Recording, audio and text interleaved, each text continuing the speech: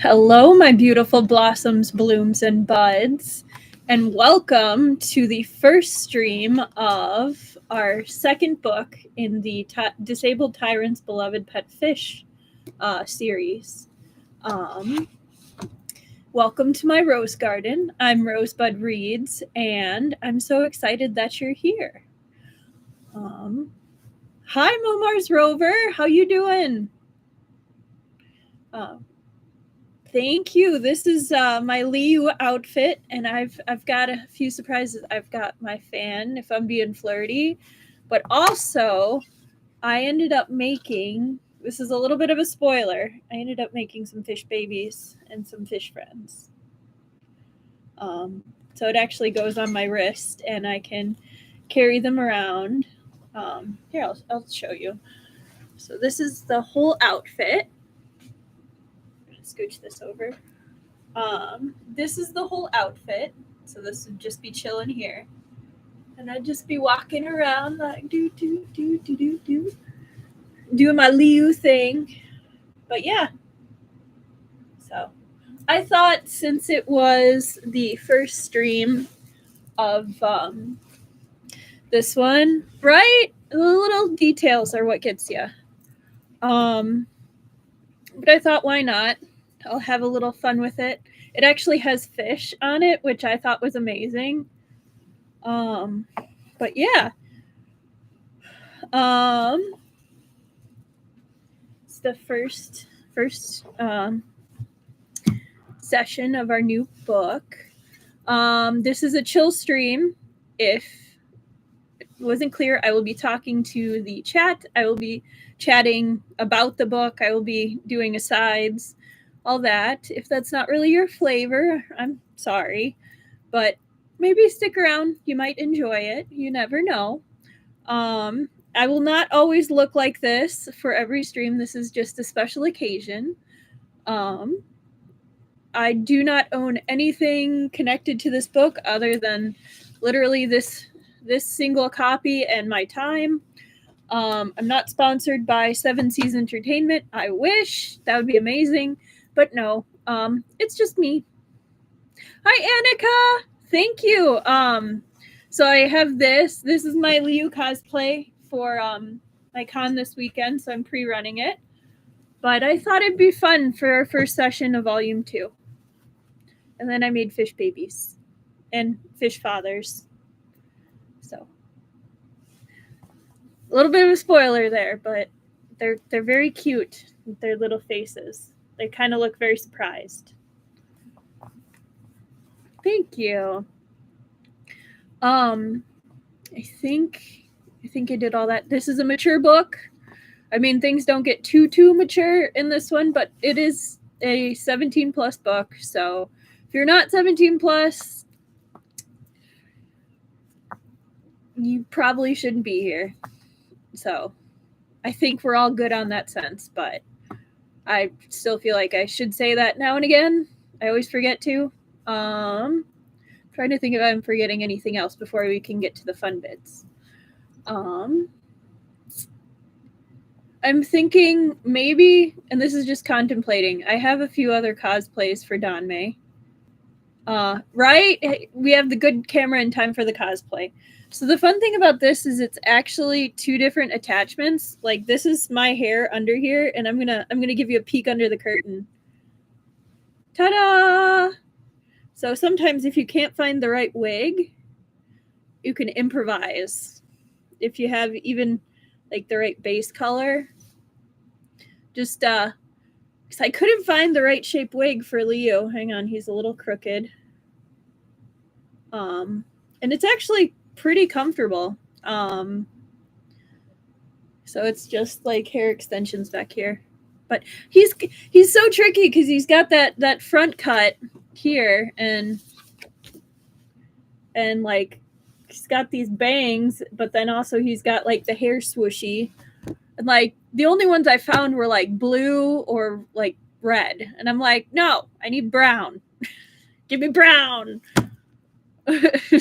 No, it's working out well. But yeah, this is a base from Scum Villain. This I found. But he really does have unique hair. I agree, Momar's Rover.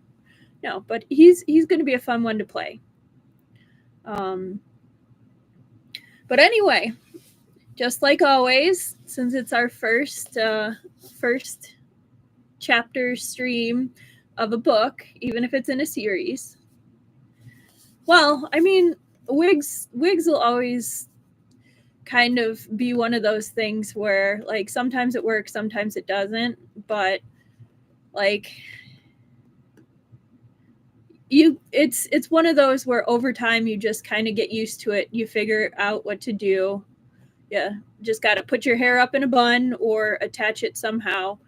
Pop a wig cap on. They have like these wig headbands more recently that came out and help a lot.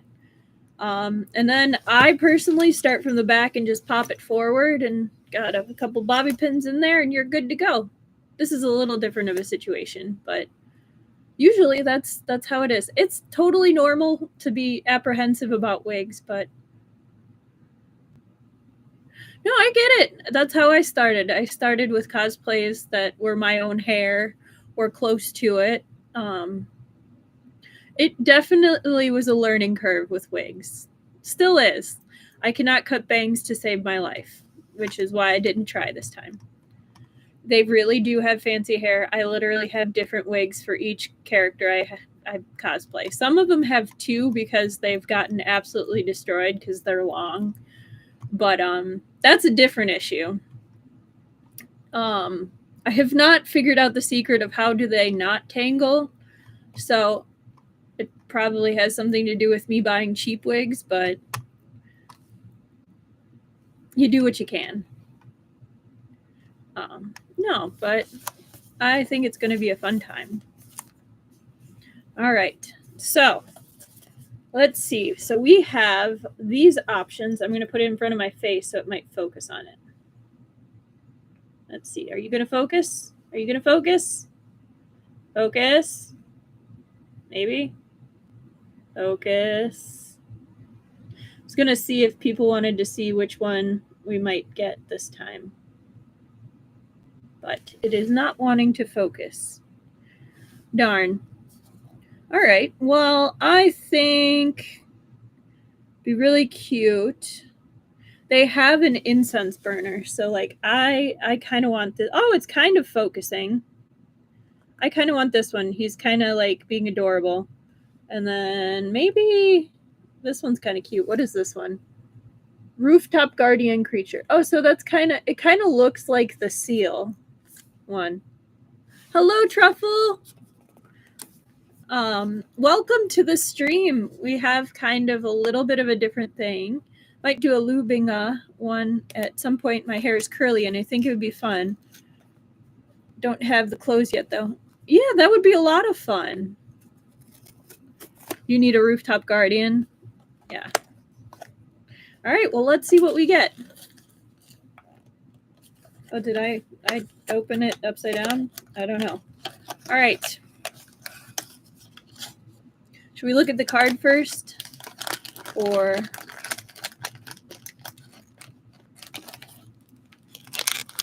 I think it's upside down. Oh, no way. No way. Thank you. It's my Liu cosplay. No way. We got the incense burner. Yo. That was lucky. I just, that one scene from Odao Zushi, never forget. A couple scenes, actually. Oh my gosh. This is adorable. So it's got like a little divot in it up at the top for like the incense. That's where you put the little hat. Look at that sweet face. Focus. Aha! So cute. He's blushing too. Nice. Yeah, the smoke is so cool. It's got some flowers in there too. Okay. Well, there's our excitement. Oh, yeah. Truffle, you did not see this. I made fishies.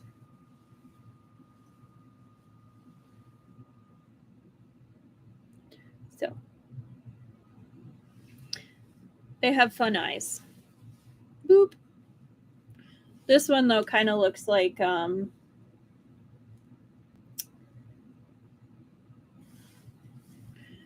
of looks interesting. I tried. Not bad for hand sewing. Right? The translucent plastic looks so cool. Like, I really like this series and this creator. I'm going to put the card up there, and I'm going to go pop him over here. Let's see. I'm going to pop him by our Modao Zushi boys. Oh, yeah. So I showed it earlier, but this is the rest of the outfit. So, ta-da! Okay. What brand? It's called Demo World. And then the series, I think, is Stories in the Cup. You can see it down here. Yes. Super cute. Okay. Now that the fun's out of the way, we get to do a different kind of fun. Oh, anybody want to share anything that's going on in their life? Anything that's new or you're looking forward to this weekend? I know I've been sharing kind of repeatedly, like, about the con I'm going to and how excited I am. But, like, anybody else got anything going on?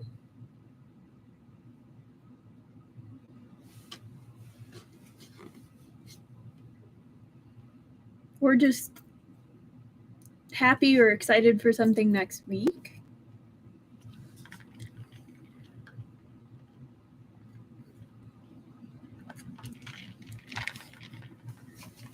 Oh, and then one last announcement. Like, if the stream buffers or, like, if I need to reset the stream, as always, just let me know, please. Okay, not much. We're in office this week, which is tiring, but I get to hang out with my gremlin coworkers. That's fun. I hope they're nice coworkers, but you call them gremlins, which usually means fondness. So, good. And I'm supposed to go up north, but at least the nibblings will be coming. Oh, good. I miss my nibblings. They live far away now. That'll be a lot of fun for both of you. Good. All right. Yes. Being gremlins together with coworkers is a treasure. All right. So, our new book is They Are Gorgeous and Serving, as always. And we see a little bit of the sweet eyes at each other. He is making that direct eye contact, and the art is just so pretty. Love it so much. They're just so cute. Here's another one of them being adorable. Like, they're just so tender, so sweet together. All right, so a little bit of a summary. Last time we kind of left off at a little bit of a cliffhanger. So Liu popped up in person form to tell Prince Jing basically, hey, the consort Qiu burned herself with cypress branch. It's stinky. It smells. It's a plot. You gotta trust me. Like, I'm a good person. And Prince Jing's like, yeah, whatever. Like, who are you? Why are you here? How old are you? And Liu's like, that's not the important thing, but, like, I think he said, like, 18.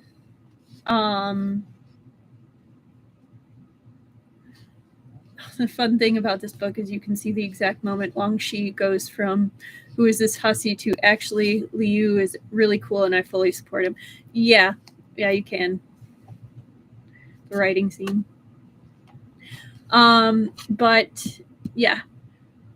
My name is Liu, and I don't know, when he was answering the question of like, why are you here? Because he doesn't, like, the system was not very clear about that. Well, and he doesn't want to share like, hey, I'm your pet fish. I am here so you don't become a tyrant. But yeah, so that's where we ended. Literally. That was the last sentences. I don't know. So now we are on chapter 39, but I'll do like 15 minutes as 15-minute timestamp.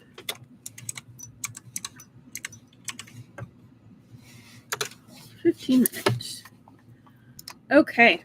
I've been trying to set timestamps, so it's easier if people don't want to listen to the chat or anything. All right, chapter 39, Fish Sneezes. Prince Jing made a note of the carp spirit's name. Liu was quite fitting, he thought. It seemed he hadn't made a mistake when he decided to call him Xiao Yu. But all the spirits in the storybook he'd researched were at the very minimum hundreds or thousands of years old, and his fish was only 18. Oh yeah, I remembered correctly. Let's go. This made him basically an adult by human standards, but it was much too young for a Yao. Of course, he knew it was possible that the carp spirit was lying to him about his age, but this didn't stop Prince Jing's conclusion that the carp spirit's cultivation level must be quite low, since he could only transform for 2 hours a day. The carp spirit seemed to be hiding why he'd come here, but Prince Jing wasn't in a hurry to ask. He didn't want to scare Xiao Yu away. That is, like, his top priority is, like, Xiao Yu needs to stay here, and I will do anything in my power to make it comfortable where he does not want to leave. Prince Jing continued to write. Why did you save me? Liu wasn't quite sure how to answer. After all, he didn't think the incident when he helped Prince Jing rinse out his eyes was such a big deal. On further consideration, he decided Prince Jing must be asking about the matter regarding the House of Chang'an. Trying to be as concise as possible, he explained. I found out the second prince's plot by a stroke of luck, and I wanted to let Yi Shizi know so he could put up his guard. All I did was write a letter. Prince Jing will keep his fish at all costs. He absolutely will, no Mars rover. Everything else that happened was thanks to the plans Your Highness and Yi Shizi made, so I really don't think that counts as saving Your Highness. Prince Jing was taken aback to hear Liu answer the wrong question, but he didn't bother correcting him. If Xiao Yu wouldn't even take credit for something as important as saving Yi Qinghuan, then there was no use mentioning cleaning his eyes either.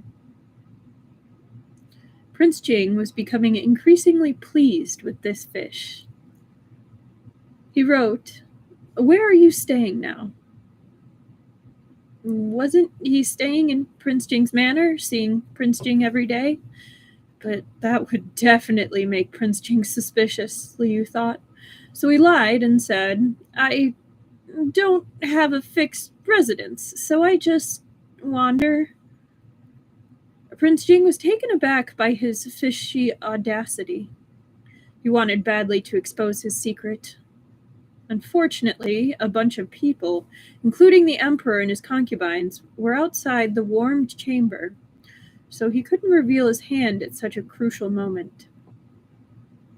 It wasn't just that he couldn't expose Liu.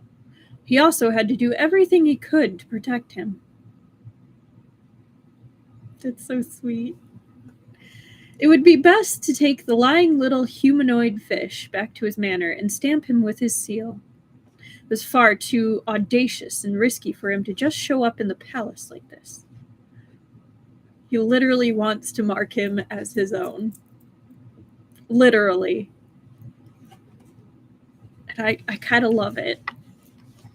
Like, it is the closest, healthiest possessive I've seen written. And I am a sucker for possessive when it's done right.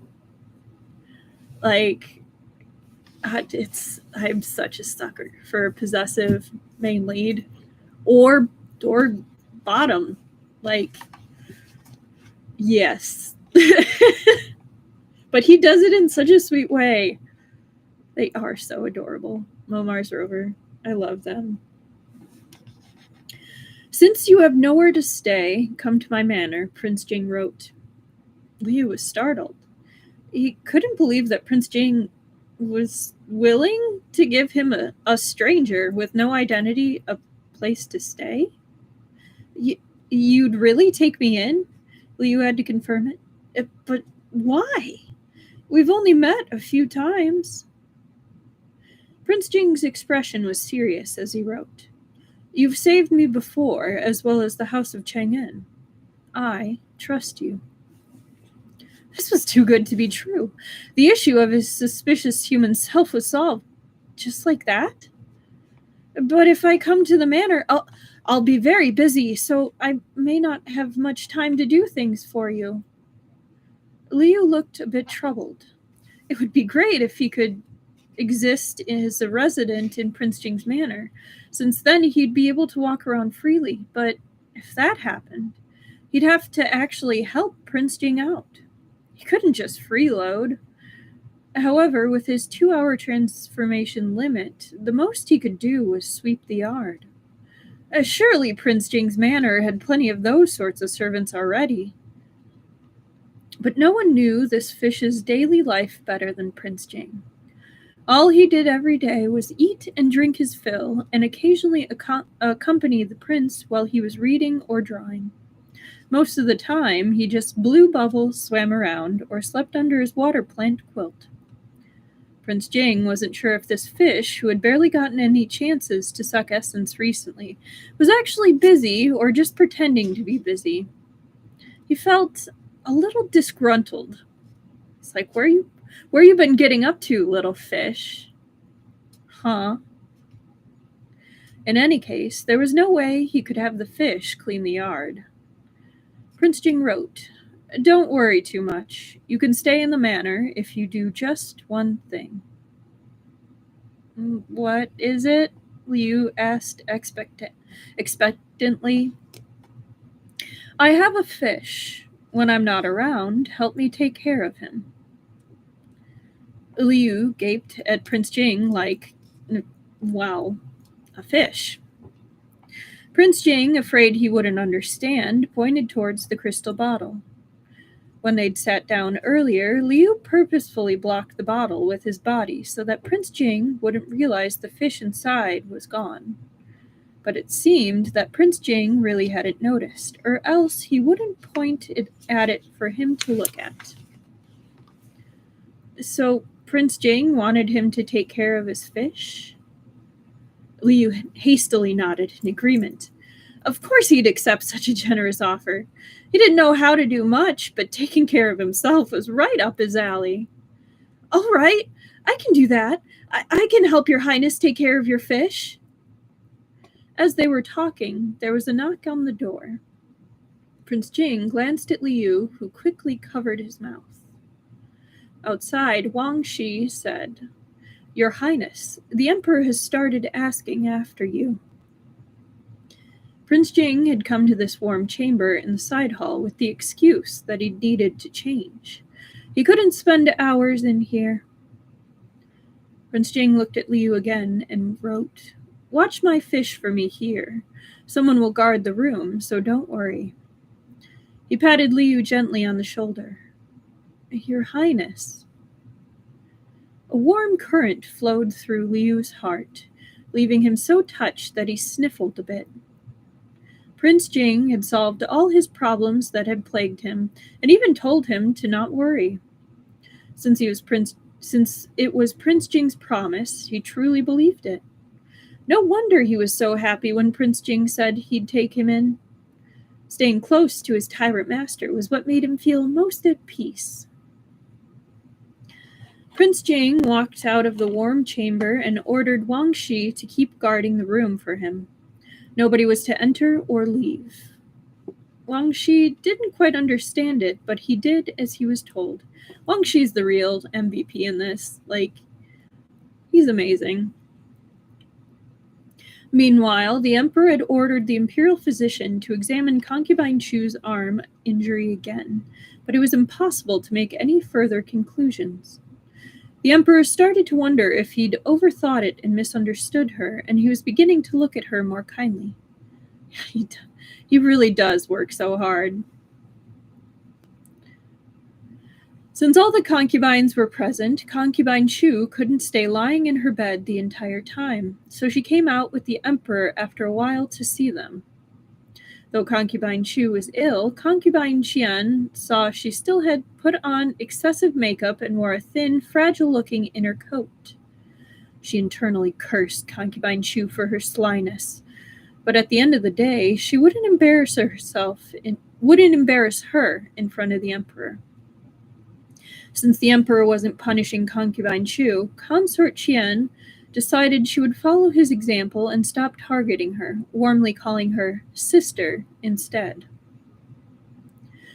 When concubine Qiu was still a noble consort, she hadn't respected Consort Qiu due to her mediocre appearance. Now, however, she was smiling and laughing at her jokes as if they were close. Ah, court intrigue politics. Prince Jing had been wearing a black robe before. Now he had changed into a silver-hemmed sapphire one. It was rare to see him without the crystal bottle, so the emperor teased him and said, "You finally learned you can't take it everywhere. Got splashed a couple of times, did you?" Wang Shi had been tasked with guarding the warm chamber, so he couldn't accompany Prince Jing. For all that Prince Jing wanted to change the subject somehow, it wasn't easy to make the emperor understand his thoughts without his usual interpreter. Instead, he simply stayed silent and let the emperor misunderstand. Prince Jing watched from afar as concubine Qiu chatted with Consort Qiu. He'd sent someone to pass the information along to the third prince, but it seemed like the third prince's progress was slow. Consort Qiu was clearly plotting something as she kept trying to lend an arm to support concubine Qiu. However, concubine Qiu was extremely careful, and her confidence wouldn't let the other consort get close, pushing her away every time. Consort Qiu was anxious whenever she thought of her son's mission for her, but she couldn't be so blatant that concubine Qiu would realize what she was doing. The third prince was struggling too. He'd received the information from Prince Jing, but he only half believed it. He couldn't randomly suggest another examination of concubine Qiu's arm before the situation was clear. Concubine Qiu was, after all, his father's former concubine. Instead, he'd sent his people to look for Huanhua in the imperial garden. The sixth prince had the same idea and signaled to him to wait for more news. As for now, all the third prince could do was try to subtly ask around about concubine Qiu's injury, although even this much was beginning to irritate the emperor, who stared at him coldly. The third prince was afraid that he'd probably upset the emperor if he was being too suspicious, so he quieted down after a while. Concubine Qiu, assuming her bid for sympathy was working, knelt and pleaded. "Your Majesty, Xiao knows he was wrong. He's been worried about my injury, and I haven't seen him since he left the palace. I would be immensely grateful if your Majesty would grant me the favor of letting Xiao enter the palace to keep me company for a bit." Mutian Xiao had dared to plot against the Duke of Cheng'an. This was a huge mistake, and concubine Qiu knew it. She wouldn't be so brazen as to ask the emperor to pardon him, only for him to lift the ban. As long as he could still enter the palace, all was not lost. Though the emperor had hastily demoted the second prince to marquis, concubine Qiu was sure she understood the emperor quite well enough. As long as his heart softened once, she could slowly and gradually cajole him, perhaps even to the point where he might change his mind and make the Marquis of An a prince again. Good luck with that. How could concubine Qiu accept that even the mute fifth prince could hold the title of prince, while Mu Tianxiao languished as a marquise? Her Xiao heir was the emperor's eldest son. Concubine Qiu had actually quite accurately predicted the emperor's usual thought process. However, the emperor had already read the Marquis of An's letter, where he'd pleaded to visit his mother. So when she came to beg for the same thing, the emperor remained hesitant. Concubine Qiu had been hurt in the fire. Did that mean she deserved a reward? Why were they both asking for a favor? The emperor told her mildly, "Recover from your injuries first. There's no need to speak of anything else." Concubine Qiu was shocked that the emperor didn't relent. Even though she wanted to say a lot more, she didn't quite dare. Ah, right. The emperor really didn't want to talk about the Marquis of An anymore, so he changed the subject. "You've seen Prince Jing's fish before, correct?" Fish? At the sound of this word, embarrassing memories flooded into Concubine Qiu's mind. She'd briefly forgotten the incident, but the trauma it had caused ran deep in her psyche. The terror of being slapped in the face by a fish made her bite her lip until it nearly bled, and she asked anxiously, "Why did you mention the fish all of a sudden, Your Majesty?" The emperor chuckled. "That fish is no normal fish. It has grown golden scales. I believe it is an auspicious sign. You should come take a look, too." A fire in Zongshui Palace was, after all, far from auspicious. The emperor considered Prince Jing's fish a good omen, and though he remembered that Concubine Qiu didn't seem to like the fish, he hoped she would stop driving herself into a corner. Wouldn't it be better to make up with Prince Jing than keep trying to cling onto the Marquis of An? Could also wash away Concubine Qiu's bad luck. Concubine Qiu just barely managed to not look bewildered. She couldn't follow the emperor's train of thought at all. He'd already returned to Prince Jing, smiling, and ordered him to bring the little carp over. Prince Jing's heart tightened. It hadn't been 2 hours, and he didn't know if Xiao Yu had transformed back yet. He couldn't take Xiao Yu out of the room right now, so he had to think of a way to stall. Since Wang Shi wasn't around, Prince Jing asked Luo Ruishan to prepare some ink and a brush. He picked up the brush, writing slowly to take up more time. When he saw Prince Jing's bold calligraphy, the emperor was quite happy. The gist of what Prince Jing had written was that while he was getting changed in the warmed chamber in the side hall, he had fed the fish at the same time. The fish was taking a nap at the moment to digest its meal. The emperor found himself in a slightly awkward position. He knew that Prince Jing loved his fish, and now that it had started growing golden scales, the emperor considered it uniquely auspicious among fish. He had to be extra patient. The emperor chuckled. "In that case, I'll punish Prince Jing with a couple of rounds of Go while we wait." Prince Jing nodded in agreement, and Luo Ruishang immediately rushed to bring over the Go board. The emperor almost never lost at Go, but he lost 2 games in a row against Prince Jing. Prince Jing only won by a narrow margin each time, though. The emperor was smiling as he internally scolded him. What a brat. Even though he lost, the emperor didn't really mind. I really like this emperor.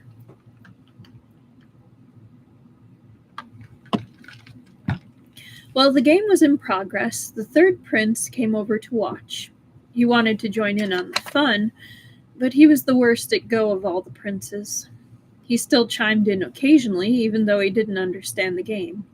But the emperor thought he was a nuisance and made him go away. This poor third prince, I know I'm not exactly rooting for him, but he really does get the short end of the stick a lot. When the third prince looked at Prince Jing again, his eyes were full of admiration, envy, and hatred. He wanted to win him over to his side in the past, but he was still a bit more wary of Prince Jing now. The sixth prince smiled and pulled on his arm. A third brother, one should keep silent during a game of Go. I don't quite understand the game either, so let's stand to the side and wait.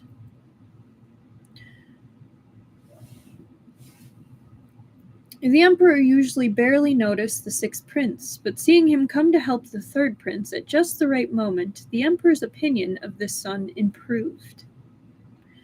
After those 2 rounds of Go, Prince Jing figured it was about time. He got up to go to the warm chamber and find his fish. He found Wang Shi still diligently guarding the room to the door. Or the door to the room. The room to the door. Oy.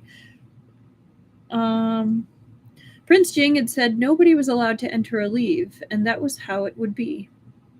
The servants who showed up to serve tea were all stopped at the door.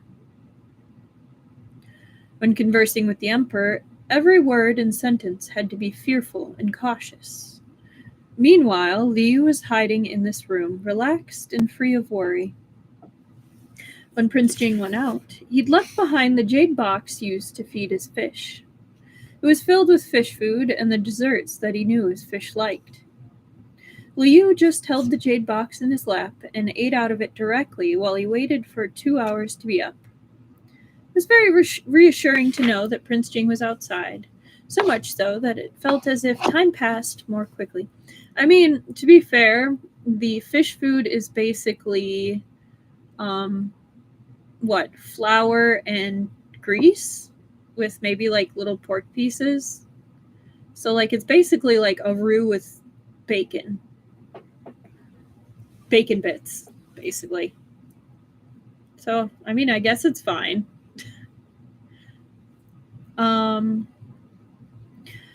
When the system began its countdown, he closed the jade box and waited next to the fish tank.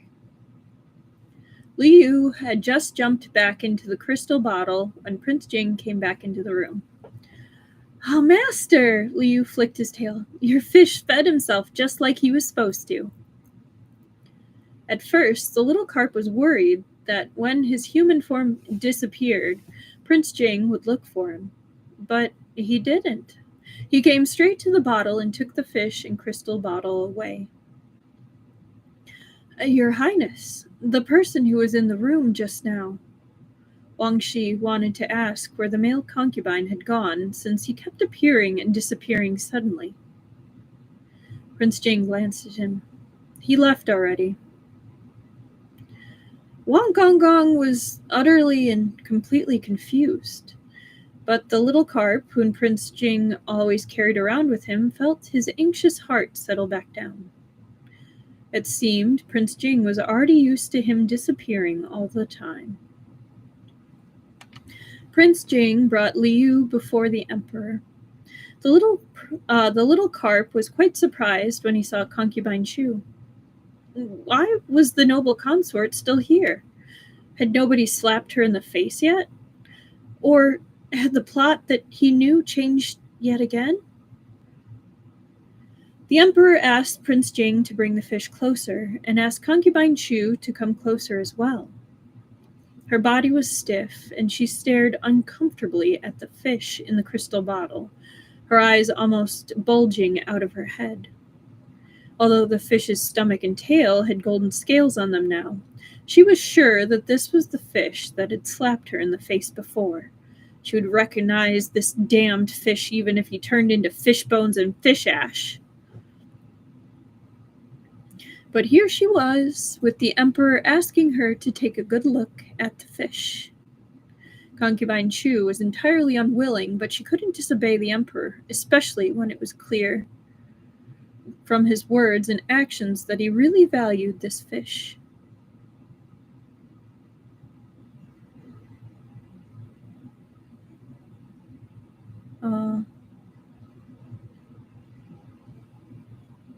Hi. Hi. We have a couple people joining. Welcome.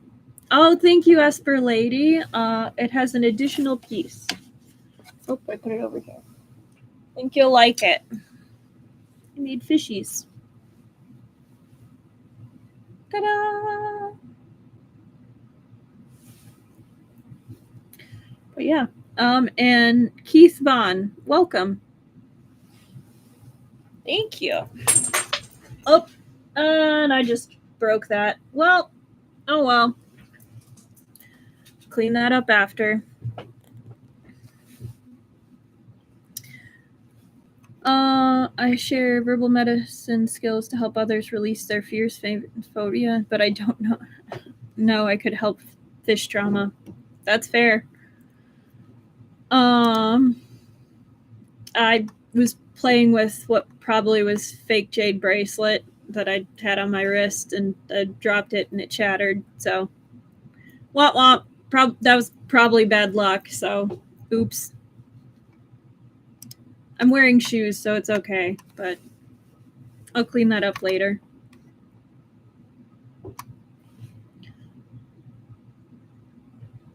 Right? Yeah, it is what it is. Concubine Qiu. I mean, yeah, a little bit, but I'll live. Thank you, though. Concubine Qiu forced herself to get closer, retching her trembling lips into a painstaking smile. She wanted to say something to praise the fish, but she had cussed this fish out 10,000 times in private, so when she was suddenly faced with the need to praise him, she froze up. We are mastering fish skills. That is what we are mastering. Liu trembled in fright as Concubine Qiu's rictus grin, at Concubine Qiu's rictus grin, and then he noticed the scent of cypress. Huh? Was the noble consort still using her old tricks? Why hadn't the sixth and third princes done anything yet? Liu furtively glanced at the third prince. He looked extremely resentful, as if he wanted to throw himself in front of the fish. Liu suddenly understood. Was it just that the third prince was useless and he couldn't find the right time to expose her? That's a little harsh. That was no good. Perhaps Liu really was fated to confront the noble consort himself. Now was the time for him to make his move. The one is doing all the work. Yep.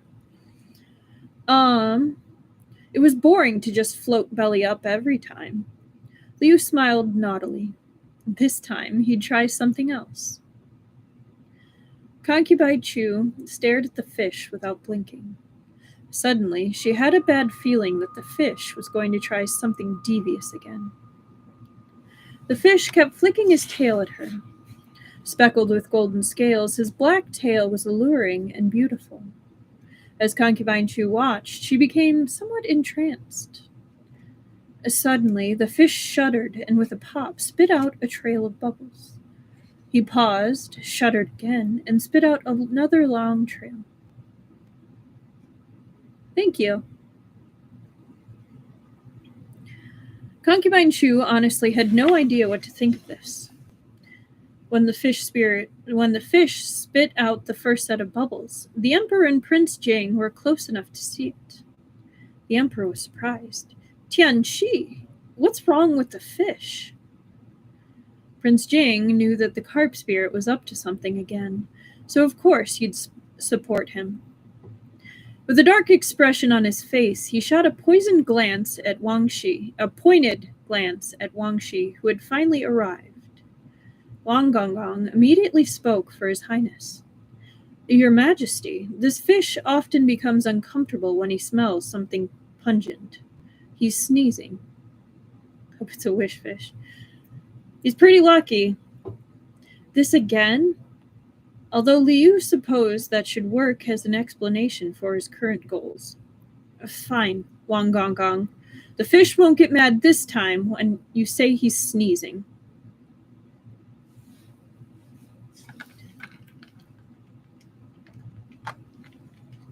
Chapter 40.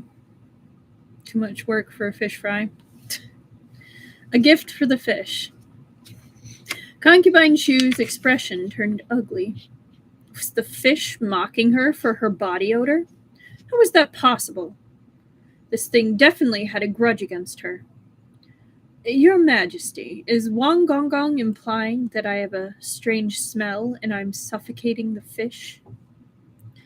The third prince, Mu Tianming, who had been waiting for this moment, exchanged glances with Consort Qiu.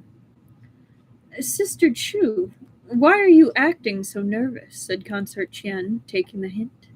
The fish was fine with His Highness. What is it about you that's making it so uncomfortable? Unlike Wang Shi, Consort Qiu couldn't just outright say that the fish was sneezing. She'd never heard of such a thing before, so she addressed the matter a little more tactfully. Perhaps it really smelled something odd. You've just been injured. Let's have the imperial physician take another look at it. It's best to be careful in case the injury has worsened somehow. Yeah. Concubine Qiu hesitated. She knew that Consort Qiu was up to no good, so of course she wanted to refuse.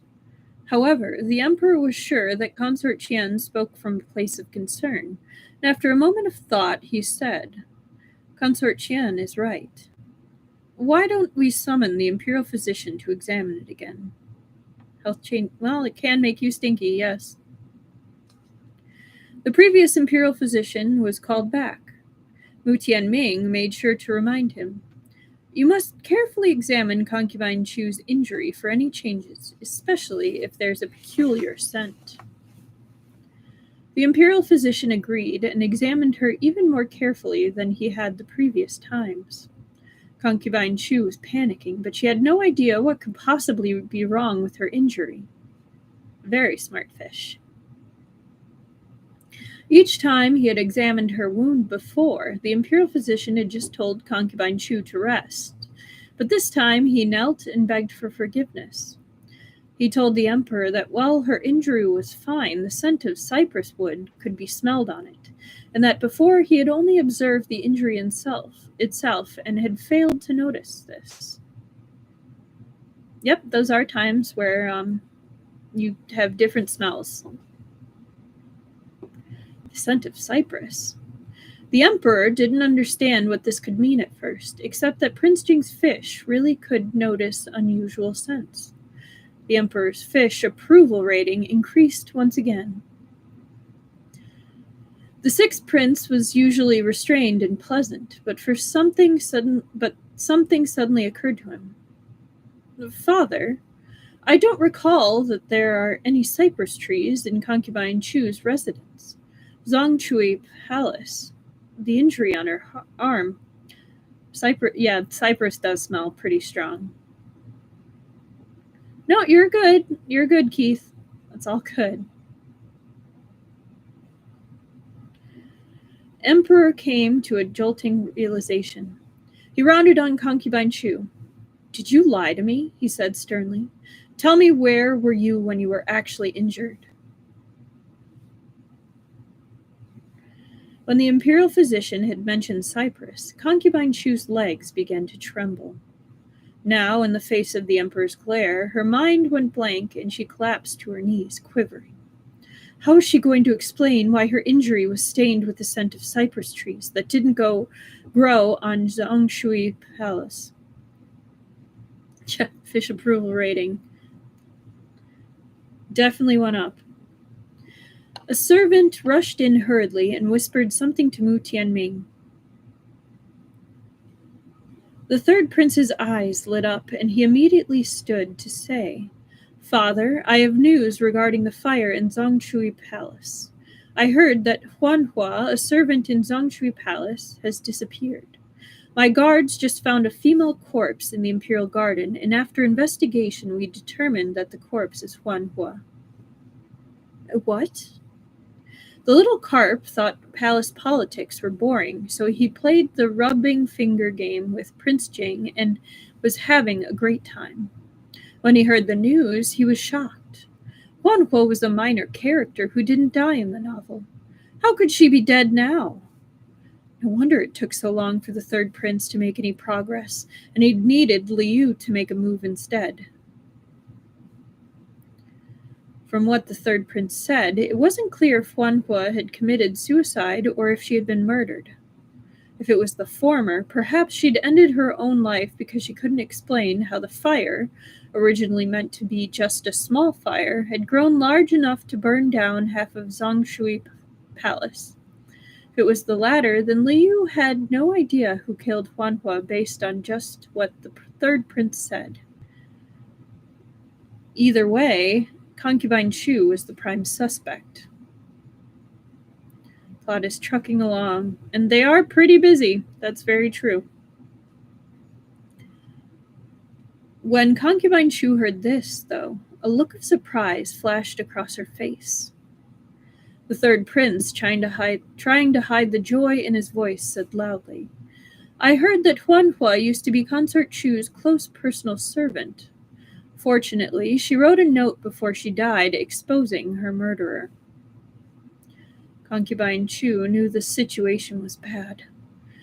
The emperor, with a grim face, said, "Bring it up." Now the investigation began in earnest. The third prince's guards confirmed that Huanhua had been murdered and left a note before her death, which pointed to none other than her master, Concubine Qiu. In her note, Huanhua mentioned that Concubine Qiu was the one who ordered her to set the fire, and that her master must have wanted to kill her to protect the secret. I'm almost more suspect of the third prince at this point, honestly. Normally, if someone left a note before they were murdered, the situation was guaranteed to be complicated. Liu sensed that something was off, but everything Huanhua mentioned about Concubine Qiu in the letter was true. As the note suggested, the emperor immediately ordered someone to search Yaxin Terrace, and one after another they found cypress branches, handkerchiefs, other physical evidence that did not favor Concubine Qiu. Yeah, they're all shady and suspect. They even found witnesses who had seen Concubine Qiu at Yaxin Terrace. No matter how Huanhua actually died, it was true that Concubine Qiu had ordered someone to set fire to the palace, and thus she deliberately burned herself to deceive the emperor. She might have even killed someone. But these crimes... Well, if the emperor had felt any bit of pity for Concubine Qiu, it was evaporating completely. Before, he'd thought Concubine Qiu was arrogant and failed to teach the second prince correctly, and that she and her son had become greedy and ambitious because he let it slip that he planned to make the second prince the crown prince. But he'd never imagined she would be such a venomous, vicious, cruel woman. Yeah, I mean, casting stones at glass houses, all that. Concubine Qiu fell to her knees. With all the evidence against her, she didn't even have a chance to defend herself. In front of everyone, the emperor demoted her to a commoner, banished her to the cold palace, and sent Lu Ruisheng to the residence of the Marquise of An to reprimand him to his face. Neither Concubine Qiu nor the Marquise of An could cause any more trouble now. Mu Tianming glanced smugly at Mu Tianxiao. This was exactly what he'd wanted, for the mother and son duo to be permanently dealt with so his position could be secured. The sixth prince responded with a shallow, obedient smile. You desire to find a new neighbor to live in? I don't think I'd survive very long in a, palace pavilion setting. I'd be extra number 2 and I'd be gone very quickly. Prince Jing couldn't stand Concubine Qiu's wailing, and so he bid goodbye to the Emperor. The Emperor was still interested in the little carp, but it clearly wasn't the time to examine this good omen, so the Emperor asked Prince Jing to come to the palace another day to discuss it. As Prince Jing left, the sixth prince kept his gaze fixed on him, as though deep in thought. Prince Jing noticed his gaze and also noticed that the sixth prince kept one arm down, his hand hidden in his sleeve. He hadn't taken his hand out of his sleeve the whole time. Silently, Prince Jing raised an eyebrow. Mu Tianxiao smiled and both his hands were revealed as he clasped them together to bow to Prince Jing. Probably wounds, yeah. Fifth brother, he said gently, take care. Seeing nothing wrong with his hands, Prince Jing nodded to him politely in turn. Guess not. Liu went along with Prince Jing in his crystal bottle. Since Prince Jing had already taken him in and out of the palace several times, he recognized the path and he realized they weren't heading towards Prince Jing's manor after they left the palace. Prince Jing's determined profile was sharp as a knife, and dozens of silent black-robed guards followed him. Wang Shi looked solemn beside him, with the corners of his mouth curved downward. What were they going to do? The little carp was confused. He recalled that in the novel, Concubine Qiu getting slapped in the face was mainly a plot point to showcase the showdown between the third prince and the second prince. Prince Jing wasn't actually present for it. In the novel, the fire only destroyed one room, and Huanhua didn't die. Poor Huanhua. Concubine Qiu was demoted, but wasn't sent to the back palace, so she was able to keep struggling for a little while longer. But in this new version of events, not only was Prince Jing there, he even passed news to the third prince, eliminating the nefarious Concubine Qiu by the third prince's hand. Her end was much worse now than it was in the novel. I think you're right, Esper Lady. There is a funny part coming. On the surface, it seemed like the third prince and the sixth prince had won this bout, but the true winner was Prince Jing. You really do have to keep an eye on everyone. Liu suddenly thought of Huanhua's death and started panicking. If she didn't commit suicide, then who killed her? The little carp glanced sneakily at Prince Jing. Why did Prince Jing have a murderous aura about him again? Could it be that he was the one who secretly killed Huanhua? He soon discovered the answer on his own. Prince Jing walked, traveling late into the night, carrying the crystal bottle with him as he took more twists and turns. At last, he stopped in front of a residence and waved his hand. The black-robed guards disappeared into the night behind him. Prince Jing found a place to hide and silently observed the house from afar. The fish is good. The fish is very good. Liu is definitely the best boy.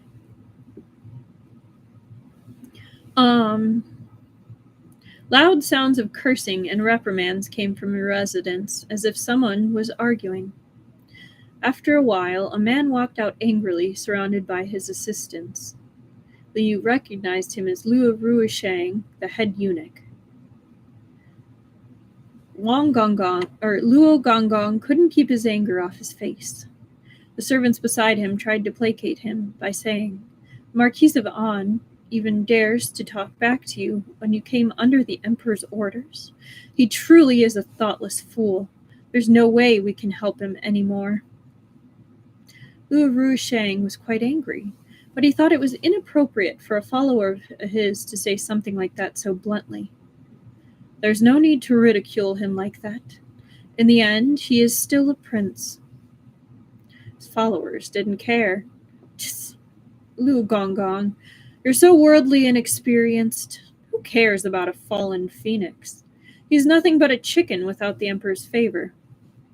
Oh, he definitely is. He's losing a lot of support. But that's okay, we don't really like him. That was true. Lu Shang laughed in cold contempt and didn't say anything else. So this was where the Marquise of An lived, Liu realized. The emperor had just ordered head eunuch Lu Shang to reprimand him, which was why Lu Gonggong was here. Lu Gonggong and his assistant soon disappeared into the distance. Once they'd left, Prince Jing ordered his black-robed guards to surround the terrace. He wrapped the chain of the crystal bottle tightly around his hand a few times, held it firmly, and took a breath, then jumped onto the roof. Liu was startled, unprepared to suddenly become a flying fish. His tyrant master actually took his pet fish with him to crouch on the Marquise of An's roof? He tried to look around, but it was too dark to see very much. He didn't know what Prince Jing was going to do, but it wasn't as if he could get out of the crystal bottle. So he had to accompany Prince Jing, curious as to what might happen next. Yeah. Well, actually, he was about to become crown prince. So he had a very strong position. He just got too ambitious and plotted, and the emperor was not very pleased about that.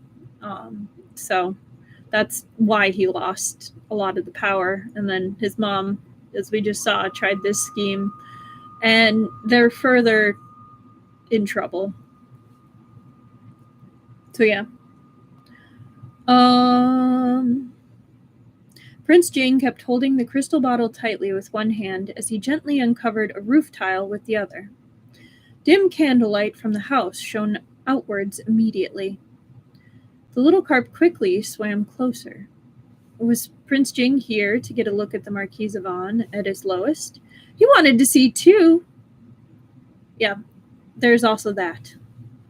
I forgot about the princess. I feel a little bad I forgot about the princess. Whether it was intentional or not, Prince Jing moved out of Liu's way. The little carp, who had just been swimming around wildly to try and get a better angle, stopped. He could finally see what was going on inside the house. The Marquise of An had been locked in his house for a long time. The floor was covered with a great variety of broken porcelain and tiles. There were no intact ornaments left. Mutian Xiao sat in a red sandalwood chair, clutching his head in despair. Ever since he was banned from leaving his residence, he hadn't seen the emperor again. He really could have started a war, so this is letting him off lightly, all things considered. Yeah. He is not doing well. Now that there was news that concubine Xu had been banished to the cold palace, and the emperor had even sent Lu Ruisheng just to scold him, Mutian Xiao was born a prince. He'd never suffered like this before. His anger boiled up until he couldn't contain it anymore, and he argued with Lu Gonggong. Unfortunately, it was too late to regret it now. These days, he was not doing well. He often beat and scolded those around him, and his wife and children didn't dare approach him. I forgot he had children. There was only one or two servants with the courage to come and look after him. One of them, an older servant, brought over a bowl of soup and whispered some comforting words to Mutian Xiao, but he only waved his hands, irritated, and started cursing at him loudly. The servant left quickly, not daring to stay for longer. Watching what was happening below, Liu felt a bit gratified when he saw that the second prince's usually clean-shaven face now spotted a 5 o'clock shadow. However, Prince Jing didn't plan on just watching. He suddenly reached into his robes and took out an object. Liu was shocked when he glanced at it. Yeah, you'll see what happens with the soup in a moment, Keith. Liu was shocked when he glanced at it. That object was his long-lost fish pillow. The fish pillow was a reward for one of his quests and had been made of special materials to make it look exactly like him. Most people didn't even tell them apart unless they touched it. He'd already forgotten where he'd lost it. How did it end up in Prince Jing's possession? Thinking about Prince Jing, quietly keeping his fish pillow and not returning it to him, Liu was speechless. Meanwhile, Prince Jing took out a string as thin as a strand of hair and tied it to the fish pillow's tail, then winked at the little carp who was watching. I love that he's got a mischievous side to him, too, because he's usually such a serious character. The mischievous smile in Prince Jing's eyes clearly said he was about to pull off something fun, and Liu was just wondering what he was going to do when Prince Jing tossed the fish pillow into the room, keeping hold of the thin string. Whatever it was he was up to, it still wasn't clear. Liu quickly looked back into the room, only to see the fish pillow drop silently into the soup bowl. Since there was a string to control its descent, and Prince Jing's timing was impeccable, it made no noise, and Mu Tianxiao, still yelling and cursing, didn't notice it. When he'd finished his cursing at his old servant, Mu Tianxiao moved on to cursing out Lu Gonggong. He felt a little thirsty, though, so he picked up the bowl on the table and took a sip without looking at it. Never a smart thing to do. When he finished, he suddenly noticed a particular gray fish floating in the bowl. A fish that always brought him bad luck. Terrified, he dropped the bowl onto the ground. "It wasn't me! It wasn't me! Don't come to me!" Mu Tianxiao frantically shook his head, staring at the fish on the ground. The fish was unmoving, as if dead. He was so frightened that he staggered backwards. Realizing something, he started scratching at his throat violently, shouting wildly, "Someone! Anyone! Save me! Please save me!" Mu Tianxiao was too scared to look at the fish again and didn't dare stay in the room alone with it, blindly stumbling his way out of the room in a panic. Why was his reaction so extreme? Liu didn't understand. He knew Mu Tianxiao hated him, but he was horrified when he saw the fish plush, frightened so badly he was screaming for help. It was way too dramatic. What, was the fish going to bite him? Yeah, he's had some war stories with this fish, so now he thinks he unintentionally killed the fish, and it's the Prince Jing's beloved pet fish, which he does not connect or form attachments easily. So he's like, oh my gosh, this cursed fish, I'm gonna get framed for eating it and killing his pet fish. And he's like, I am already in so much deep shit that I can't handle this. Yep. Unless a light bulb went off in Liu's head, looking at Mu Tianxiao's weird actions. Was he the one who had poisoned the fish food and almost killed Xiang Fang when Xiang Fang nearly ate it? So as soon as he saw the fish pillow, the Marquise of An thought it was a dead poisoned fish coming back for revenge, and even thought that the soup he drank was poison. I forgot about that part. I mean, that makes sense too. I thought he was just scared that, he was gonna get blamed. Ghost noises, cherry on top. Marquise of An was out of the loop. He didn't know that the carp meant for food was still alive and well. Liu finally understood what the Marquise of An was thinking, and also figured out why Prince Jing carried him up to the roof of the Marquise of An's residence to let the fish pillow down. He took a deep breath. If the Marquise of An wanted to harm the fish, then Prince Jing was probably getting revenge on his behalf. The little carp looked at the Marquise of An, who was yelling crazily down below, and then at the quiet Prince Jing next to him, and suddenly wanted to nuzzle his master. He thinks it was a zombie fish. Prince Jing is definitely showing off for his fish. What a considerate and thoughtful fish owner. There was no way Prince Jing was the one who killed Huanhua. Prince Jing could easily deal with the second prince himself, There was no need to go and murder a palace servant who didn't need to die in the first place, right? While the Marquise of An was hysterically running around, Prince Jing took the opportunity to reel in the fish pillow and put it away.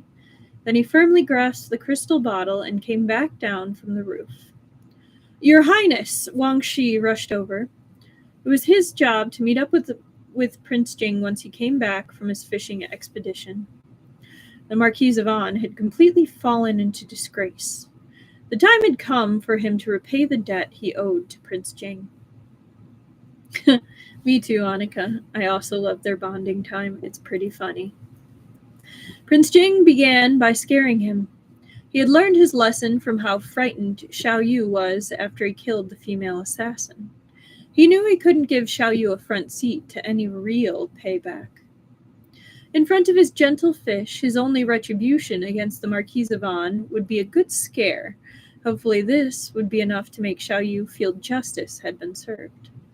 It definitely deepens, Keith. As for what followed, Prince Jing gestured at Wang Shi to do a clean job after he left.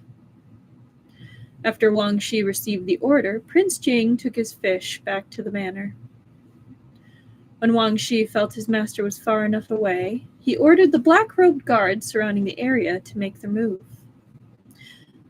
Chaos descended the next day in the Marquise of An's residence.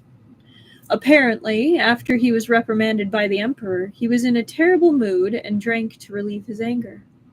After he got drunk, he had wandered around by himself and accidentally fell into his own pond, and when a servant finally found him and fished him out, he had already breathed out more than he had breathed in.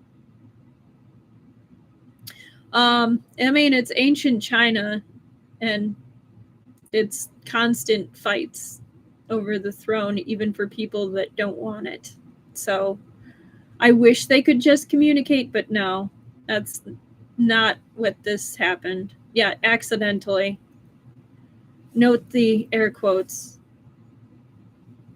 Yes. The Emperor was furious, as the Marquise of An had clearly did this because he was upset with the Emperor. Since he was still a prince, though, the Emperor had the Imperial Physician treat him. The Imperial Physician was skilled, and the Marquise of An regained consciousness, but when he awoke, he seemed quite insane. Once in a while, he would alternately mutter, "It wasn't me," or "It was me." Nobody could understand him. Yeah. The Marquise of An also did try to kill Prince Jing more than once, and also the fish. Yep. The Emperor was thoroughly disappointed with his son and ordered him locked up in his manor so he wouldn't go out and frighten others. Though with concubine Xu banished to the cold palace, nobody would dare be so thoughtless as to mention the Marquise of An in front of the Emperor. Everyone had their loyal servants, and the Marquise of An was no exception. Servant from his residence went to head eunuch Luo with some money to ask him to beg the Emperor for mercy. Lu Rusheng agreed with a smile, but he just took the money without doing what he was asked. It was the Marquise of An's own fault for offending him. A criminal should look like a criminal. Meanwhile, Prince Jing had just returned to his manor with his fish when his servants brought him some good news. The new fish tank in the mansion had been under construction for a while, and after several days of hard work, the workers had finally finished. Liu was a little sleepy, but that went right out the window when he heard the news. He kept acting cute and blowing bubbles towards Prince Jing. What kind of fish tank did Prince Jing make for him? He'd heard it mentioned several times already. He really couldn't wait. When the carp spirit flicked his tail now, Prince Jing knew exactly what he wanted.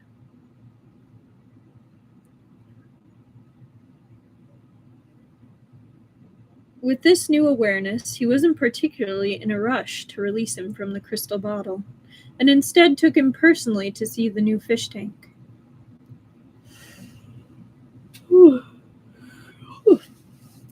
The barricades that originally surrounded the construction area in Prince Jing's manor were moved away, revealing what was hidden beneath. Liu made a little surprised fish noise, utterly taken aback. What kind of fish noise would it be like? Like, I'm just trying to think, because I'm like, maybe it was breathed in deeply. I don't know. And then with this,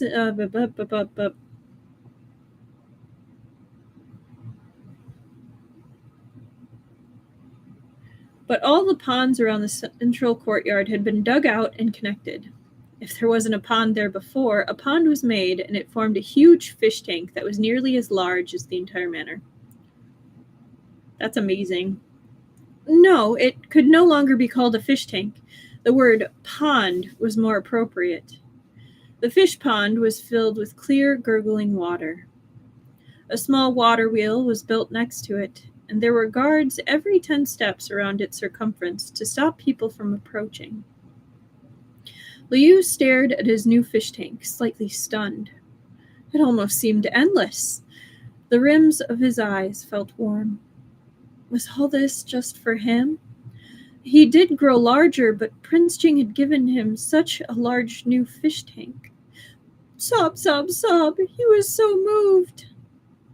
Yeah, that is landscaping, not a fish tank. And Prince Jing definitely does spare no expense for his pet fish. In parentheses, spirit. Prince Jing bent over and tilted the crystal bottle over to let the little carp swim into the new fish tank. But the little carp wouldn't come out of the bottle no matter what he did, so Prince Jing took him out himself. The little carp looked at him with his dark eyes and nuzzled his hand affectionately with his head. Prince Jing gave a slight smile, then put him into the water. This was his gift to Xiao Yu, and he hoped the little fish would like it.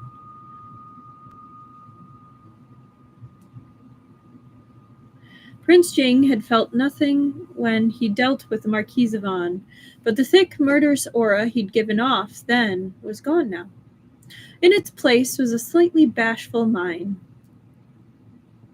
Aw, he might be blushing. He's like, I hope you like it.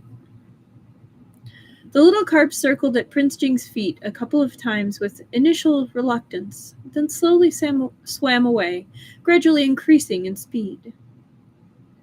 Behind the fish, the water bloomed in crystal clear waves. This was the first time Liu had been in a pond since he transmigrated, and there was so much space for him to swim. He was a little cautious at first, but a breathtaking underwater scene suddenly caught his eye. This wasn't actually a normal fish pond. The meticulous and particular Prince Jing had ordered workers to dig out an underground world for his fish. I mean, he really does. His fish is definitely priority number one. On the underwater stone wall, luminous pearls were embedded in circles, brightening what would have been dark water as if it was daytime. The rippling bottom of the pool was lined with round stones of different colors, and in the center was a group of buildings, rocks, mountains, and trees. They were all carved from jade and scaled down from the real landscape. So I'm going to show the picture first so you can see it. He's looking at everything and he's like, oh my gosh, it's so cool. Look how happy he is.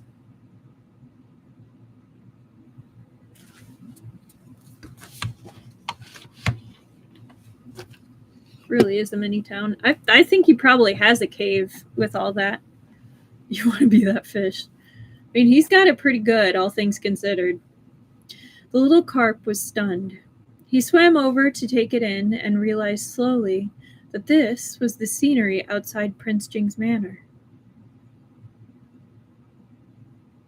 The craftsmen were skilled, so the work was detailed. Everything from the roads and stalls to the pedestrians, the carriages and horses, even the cats and dogs were all depicted in jade. Since Prince Jing carried him around everywhere in the crystal bottle, Liu always noticed the bustling, lively scenes outside the manor. He had been jealous with just the brief glances he was allowed. Now his new fish tank had all of it, and it all belonged to him.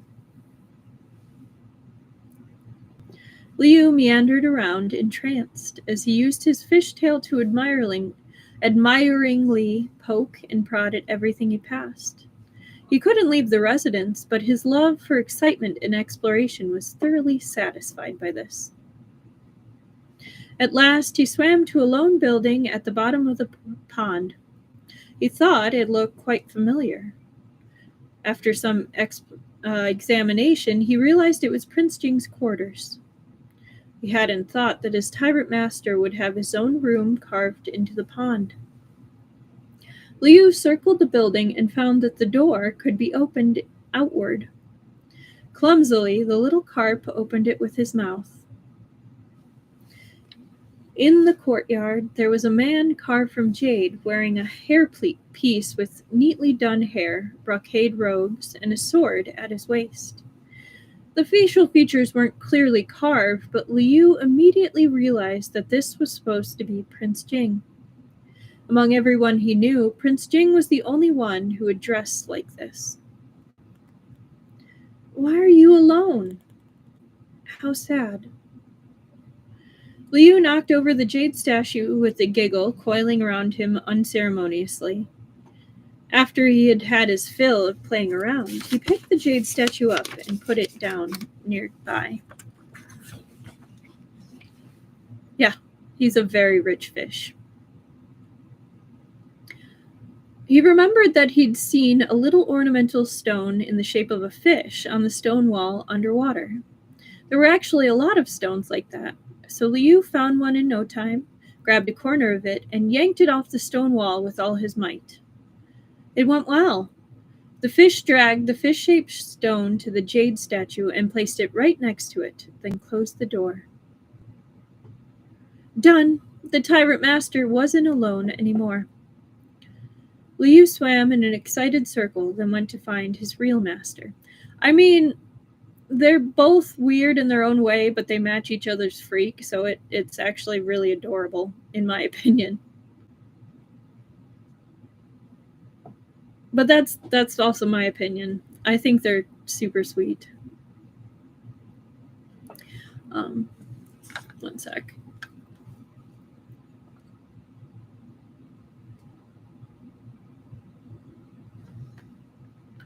Okay, chapter 41.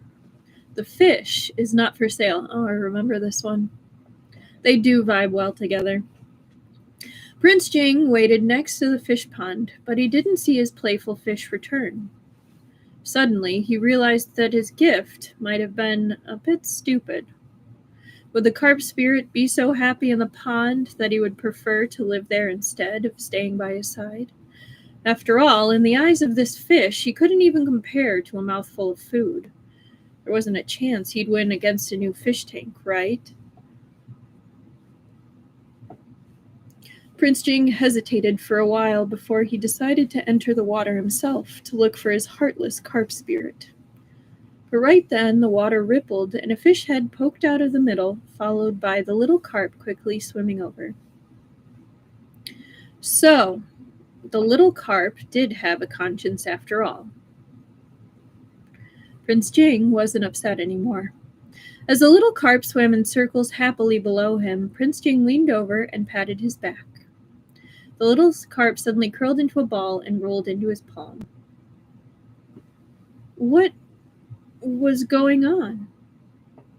Prince Jing picked the fish up and checked him over, afraid that the fish pond might have been constructed too hastily and that he'd been injured by some rough, unfinished edge.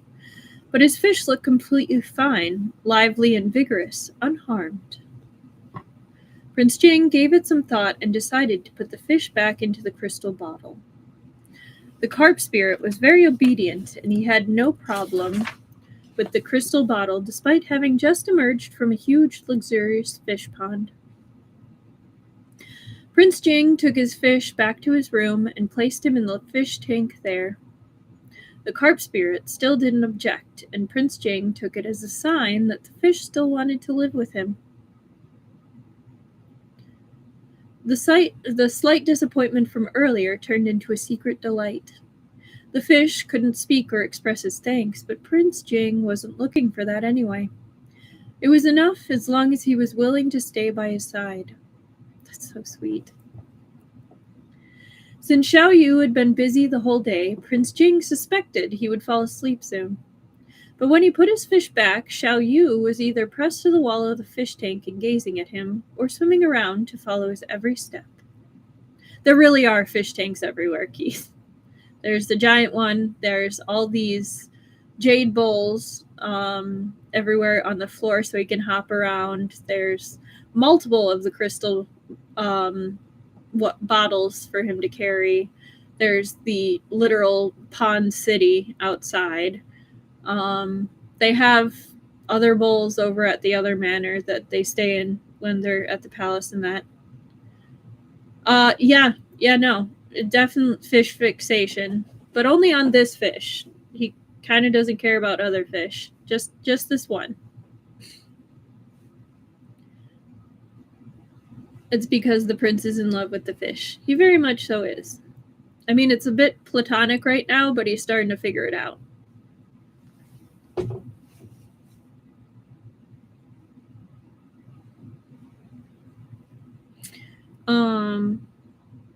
Hurry, go to sleep. Prince Jing tapped the fish's head, and the obedient little fish actually clung onto his hand and wouldn't let go. Most of the time now, Prince Jing could understand what the carp spirit wanted, but occasionally, he still wasn't sure. After a bit, the fish let go on his own and lay on his white stone bed. Prince Jing was quite tired as well. He lay down on his own bed and soon fell asleep. But the little carp, who had been pretending to sleep, had been listening to his breathing and started to move again as soon as he noticed Prince Jing had drifted off. The tea bowls were still in his room, even though a new, huge fish tank had been built.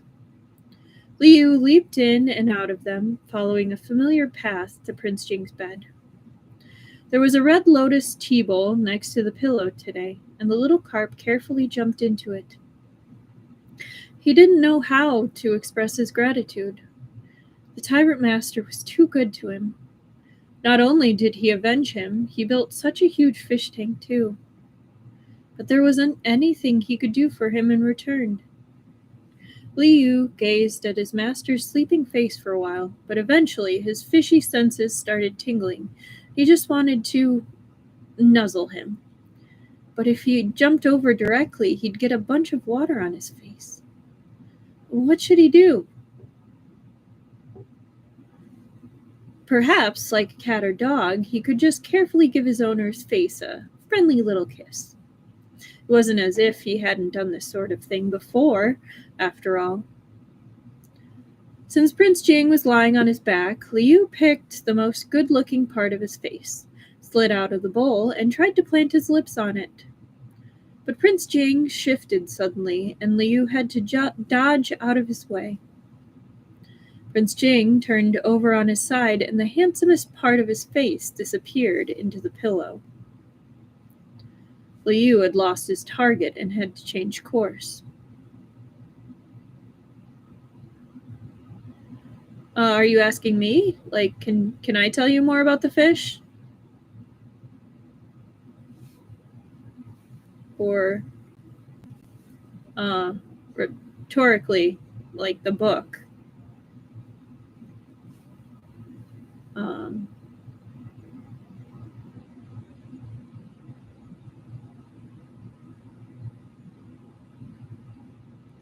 Anyway, Liu picked the most, but Prince Jing shifted suddenly and Liu had to dodge out of his way.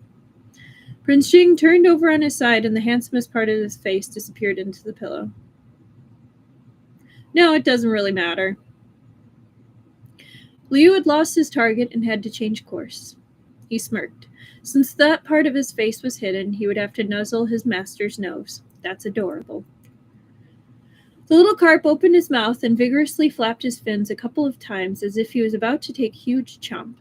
But in the end, he only gently brushed past Prince Jing's nose, his fishy lips pausing for a moment on the tip. He did it! Liu felt great, as if he had just eaten several pieces of peach blossom pastry. Oh yeah, he has kissed the prince before. Once it was kind of an accident, another time it was for a quest. And then he actually has kissed the prince in human form, but he does not remember that because he was super drunk. Yes. He has a system that's basically like help prevent this guy from becoming a tyrant, and it's called the Moe Pet system. And it's giving him somewhat awkward and intimate quests. And he's just kind of going with it at this point. I mean, he's taking it rather well, but I mean, like, yeah, I guess you could consider it unfortunate, but he's just kind of vibing with it. Kissing Prince Jing's nose was a big move for Liu, and it was actually harder than kissing his face. Liu had had to tilt his fish body while on the jade pillow to reach his master's nose, and if he missed, he would immediately slip. Oh, he was for a bit. He was just priding himself on taking such excellent care, but his fins were slippery, and so was the jade pillow. There was no way to keep himself in that kind of position for a long time. His fin slipped as soon as he was finished, and he started to fall uncontrollably towards Prince Jing's face. His triumph was about to turn into a disaster! Liu couldn't stop himself, and in a last-ditch effort, he tried to push himself away with all the strength he could muster in his tail. When he was just about an inch away from Prince Jing's face, his fish body stopped. To be precise, it was his fish tail that stood upright like a sturdy base supporting his fish body. Huh? The little carp glanced at his own tail curiously. At such a critical moment, his tail became as hard as iron, most likely because of his new fish scales. He knew they were supposed to be strong, but he hadn't tried them out yet, and he was surprised that the tail could support his body like that. Skateboarding time. Saved, Liu was just about to jump back into his fish tank when Prince Jing, just an inch away from him, started to shift in his sleep, his face following him. Before Liu realized the danger, his slippery fish body was pressed against something burning hot and soft. Uh-oh. He was sure he hadn't fallen onto Prince Jing, but Prince Jing's lips were now pressed against him.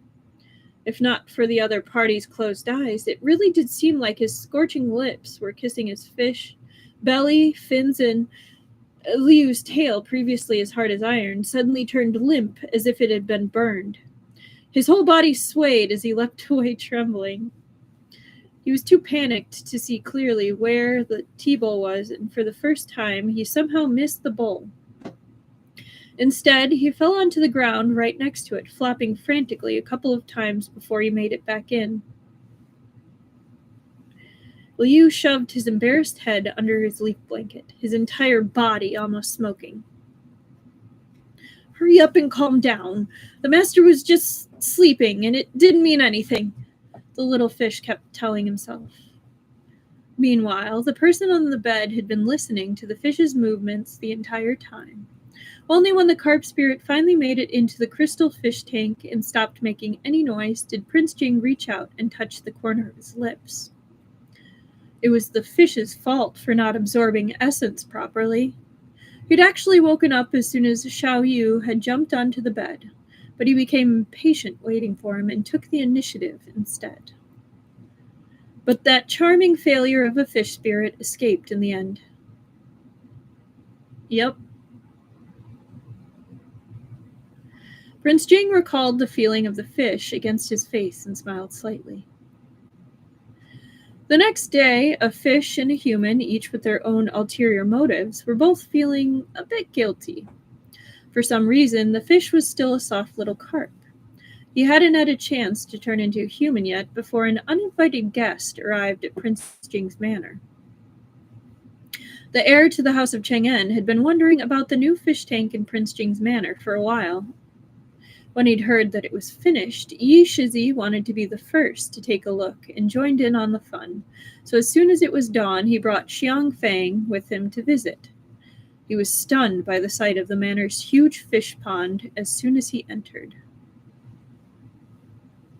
From what Yi Qinghuan had seen on his previous visits, he thought Prince Jing was sectioning out pieces of the ground in preparation for a few new ponds.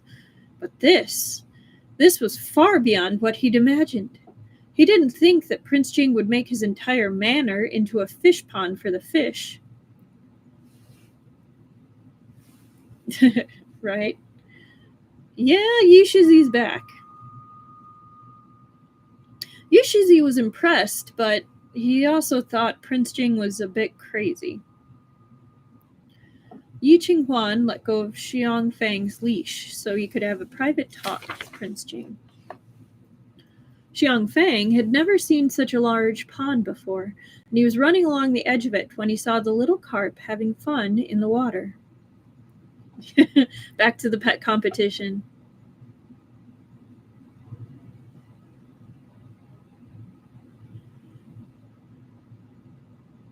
He remembered that he hadn't seen Xiang Fang since his scales started changing, so he was afraid Xiang Fang wouldn't recognize him. But not only did Xiang Fang not bark at him, he also curiously reached his nose out towards Liu, like always, wanting to poke him.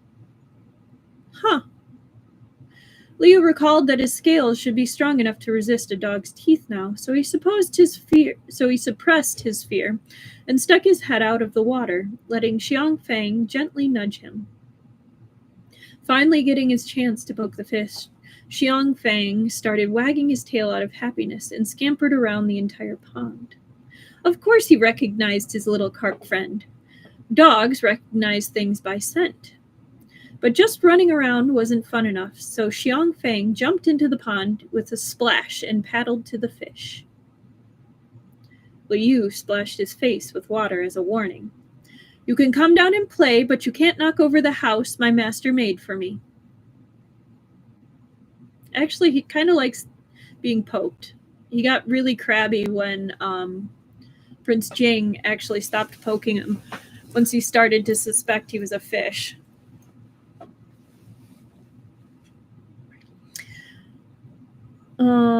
Fortunately, Xiang Fang was obedient and only played with the fish with no intentions of diving to the bottom.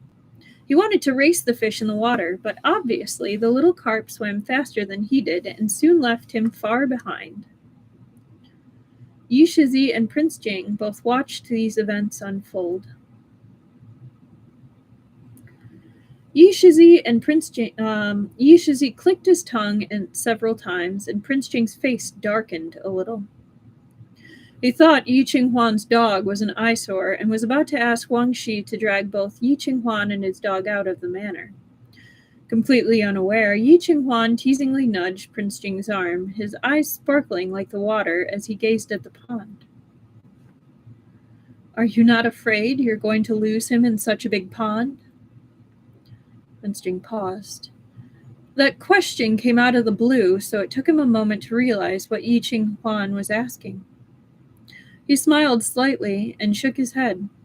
He might have been worried before, but he knew now that Xiao Yu wouldn't do that. The fish and the dog were having fun in the pond.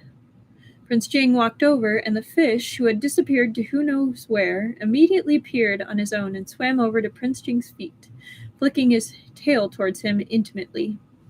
What flattery. Unbelievable. Yi Qinghuan refused to lose and walked over to Xiang Fang with secret anticipation.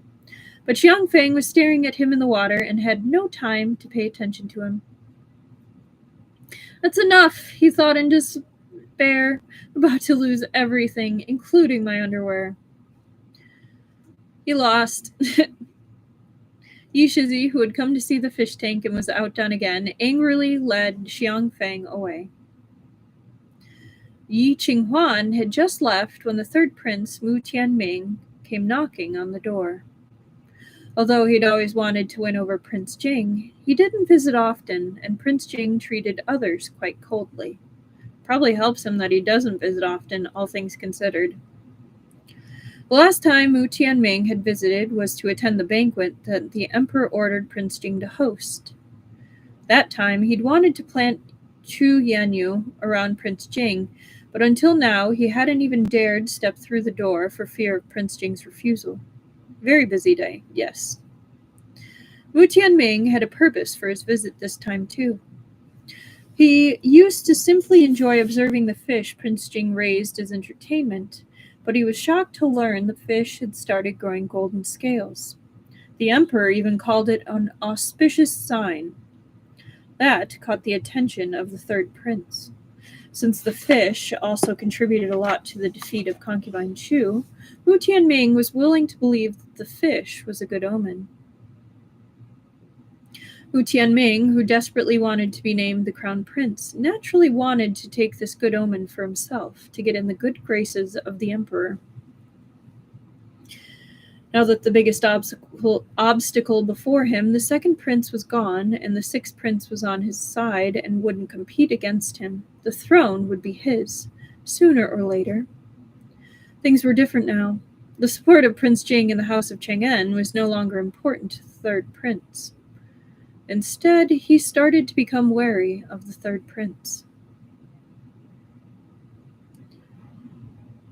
Wary of Prince Jing, sorry. Despite wanting the fish, he didn't want to take rash action, leaving himself open to retaliation and a loss of reputation. Instead, he'd employ peaceful measures before resorting to force. It was just a fish, after all, so Prince Jing wouldn't make a fuss, right? I think you're about to learn differently, bud.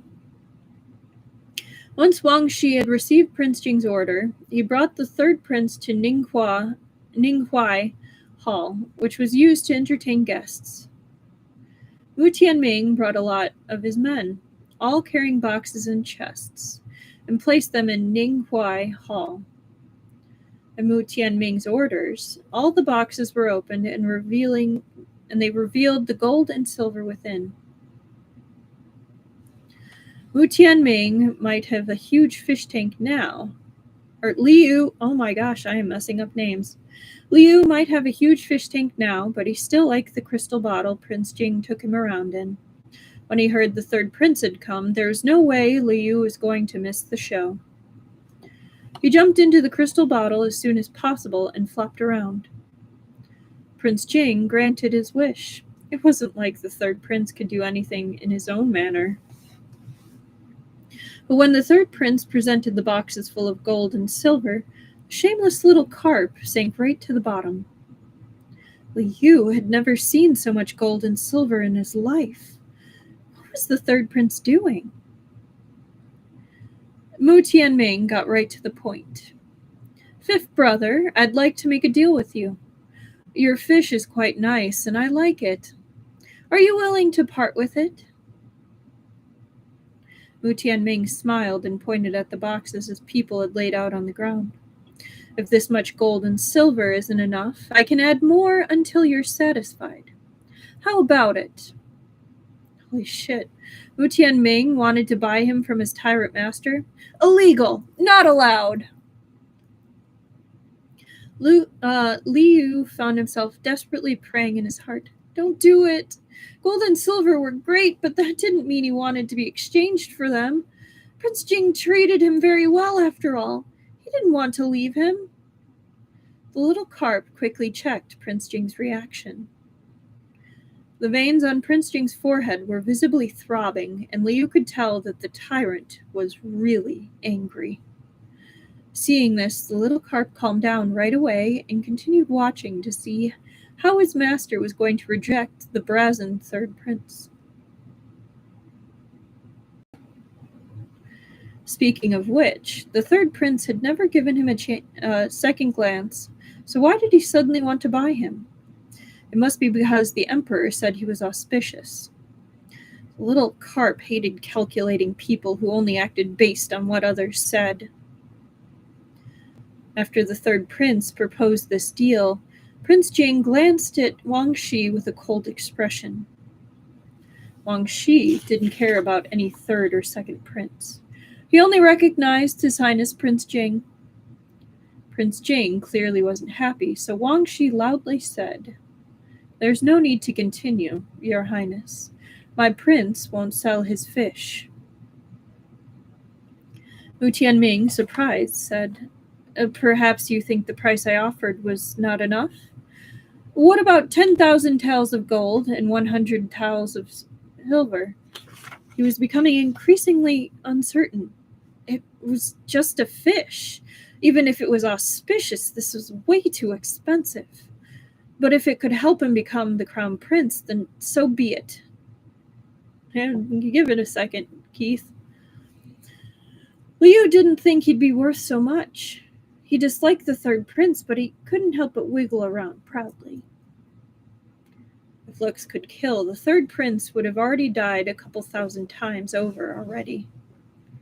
Wangxi glanced at Prince Jing's icy expression and said, "It's not a matter of price. This fish is His Highness' beloved pet. So even if you came with millions of gold taels or tens of millions of silver taels, His Highness wouldn't sell him." Liu was super moved.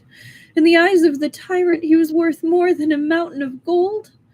The little carp finally understood the full meaning of priceless pet fish. Prince Jing definitely wouldn't give much respect to someone who tried to poach his fish. So he had Wangxi kick the third prince and all his gold and silver out. Wu Tianming hadn't expected to be treated this way and left with a sour look on his face. At last, the annoying third prince was gone. Liu happily flicked his tail at his master, wanting Prince Jing to take him to the big pond to play. But Prince Jing turned his head to the side and wouldn't look at him. What now? The little carp wasn't sure why his master was suddenly mad at him, so he could only cutely wiggle at him. Prince Jing wanted to be stone-faced for once, but the little carp was too good at being cute, and he couldn't resist pulling the cute little fish over to him to pet him until he trembled. It had been upsetting when the carp spirit stopped swimming the moment he saw the gold and silver the third prince had brought.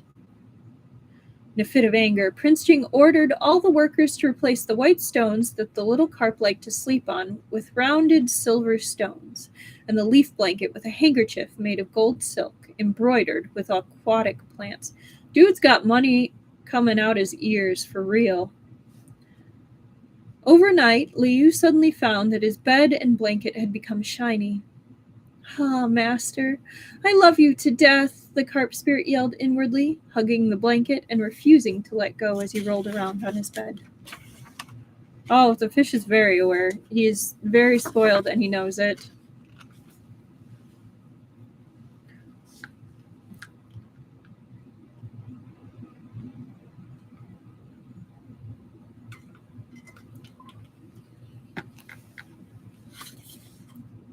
He loves his fish blanket. Kind of a misunderstanding, but at least Liu likes the changes to the tank. He's like, sweet, this is great. Chapter 42, Teaching Fish to Write. The system had been giving Liu a break for a while now, but that night, as he rolled around in his gold-embroidered blanket, at last understanding what it means to be treated like a priceless pet fish, it finally spoke up again. "Congratulations, user. The assessment of your main mission has been completed, and the user can enter the next main mission." Is it finally time to move on? Liu wondered. He had never worried about the assessment. The Tyrant Master treated him very well, so he had full confidence that he could continue with the main mission.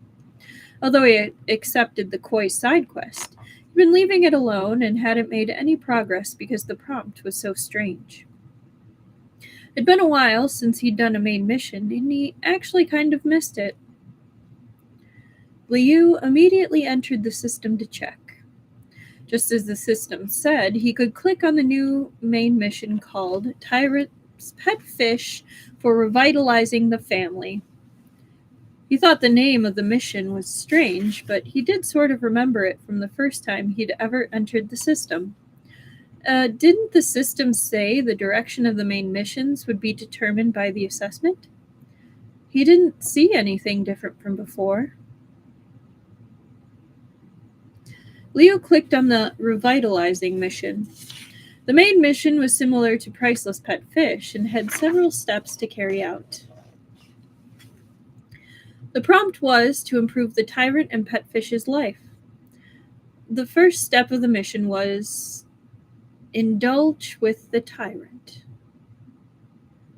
Hold on. How come it felt like the fish scamming system had become even more of a scammer after the vacation? What in the world was the connection between revitalization and indulging? And what was indulging supposed to mean? Did that mean he had to go drinking with the Tyrant? Liu had sampled green plum wine before, so he knew that he got drunk easily. He'd definitely do something he regretted if he got drunk again. He felt like he was getting scammed by the mission's drink requirement. Can't I just skip this mission? Certainly, agreed the system. Would you rather become fish bones or fish ash? Forget it. Neither of those options were appealing, so he'd have to just do as he was told and carry out his mission. To pump himself up, he looked at the reward first. This time, it wasn't double stats or a new skill, but a mysterious reward. Obtaining one of the Tyrant's secrets. Liu's first impulse was to reject it entirely. He didn't really want to know any of Prince Jing's secrets. That was his private business. What's more, he was a transmigrated fish. He already knew a lot of Prince Jing from the novel, so this reward was a bit useless to him. Liu decided to push his luck, despite the earlier threat. Is there no fish plush like last time? It would be nice if he could have another plush. He transformed often now, and it wasn't good to leave the tank empty, so he really wanted another one. Prince Jing hadn't returned the plush from before, and that one was different from his current size and shape anyway. The fish scamming system had probably never met a user who wanted to pick their own reward like this. After a period of silence, the system replied, according to the user's suggestion, the main reward of revitalizing the family has been updated. Please take a look. Liu was surprised. Would the system really make changes because of something he said? He went to check the indulge mission. Sure enough, there was a fish pillow listed as a reward now. He was extremely happy about this change. On a whim, Liu had a thought. Since the rewards could be changed, could this indulging be changed as well? How is this fish supposed to indulge with his tyrant master? Sob. It was much too difficult. This time, the fish scamming system stayed silent. Okay, I see right through you. You can change anything except things that involve scamming fish. Is that it? Liu was kicked out of the system and, still wrapped in his gold blanket, started to think about how he could indulge with Prince Jing. If they had to drink, then there had to be wine, right? While the little carp was wondering how he was going to get hold of some wine to complete his mission, chaos descended outside. A couple of thieves snuck into Prince Jing's manor in the middle of the night and made it to the wall before they were caught by Wang Gonggong and the guards. Ever since the fish pond was finished, the security around Prince Jing's manor had tightened. When the third prince left with a sullen look on his face after his offer to buy the fish was refused, Wang Shi kept his guard up and reminded the guards to keep an eye out at night. But he didn't think thieves would actually come. He immediately reported it to Prince Jing. See, this is why we don't mind if he's being rude to his house guests. Usually his house guests come to either poison him, kill him, or eat his food. Other than Yi Shizi, we like Yi Shizi. Prince Jing glanced at the once again unconscious fish in the fish tank. He used to think that his fish was sick every time this happened, but now he surmised that the carp spirit was meditating. Prince Jing decided it wasn't necessary to distract Xiao Yu with this information, as he would be protecting him anyway. When the thieves were brought before Prince Jing, all tied up, they weren't willing to admit who it was they took orders from. The guards found a couple of fish nets on them, though, making their purpose very clear. But the thieves hadn't been aware that the fish they were ordered to steal didn't sleep in the fish pond. A very zen fish. Wang Shi hated these thieves as much as he liked Master Fish. Must be the third prince, he said, teeth gritted. He wanted to steal the fish since he couldn't buy it. But the thieves refused to confess, and the fish nets alone weren't enough to prove that it was the third prince. Wang Shi suggested torture. Prince Jing thought for a moment, then glanced at Wang Shi sternly and meaningfully.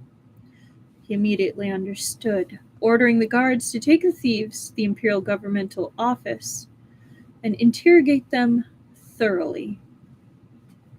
If Prince Jing's manor was broken into, they should report the case to the government office and leave the interrogation to them. That was the proper way of doing things. If they took matters into their own hands, someone might take the chance to retaliate. Of course, though, after the thieves arrived at the government office, Prince Jing's manor could give a few suggestions as to how to make them confess as soon as possible. Yeah, thieves failed the reconnaissance check. They rolled either a nat 1 or snake eyes.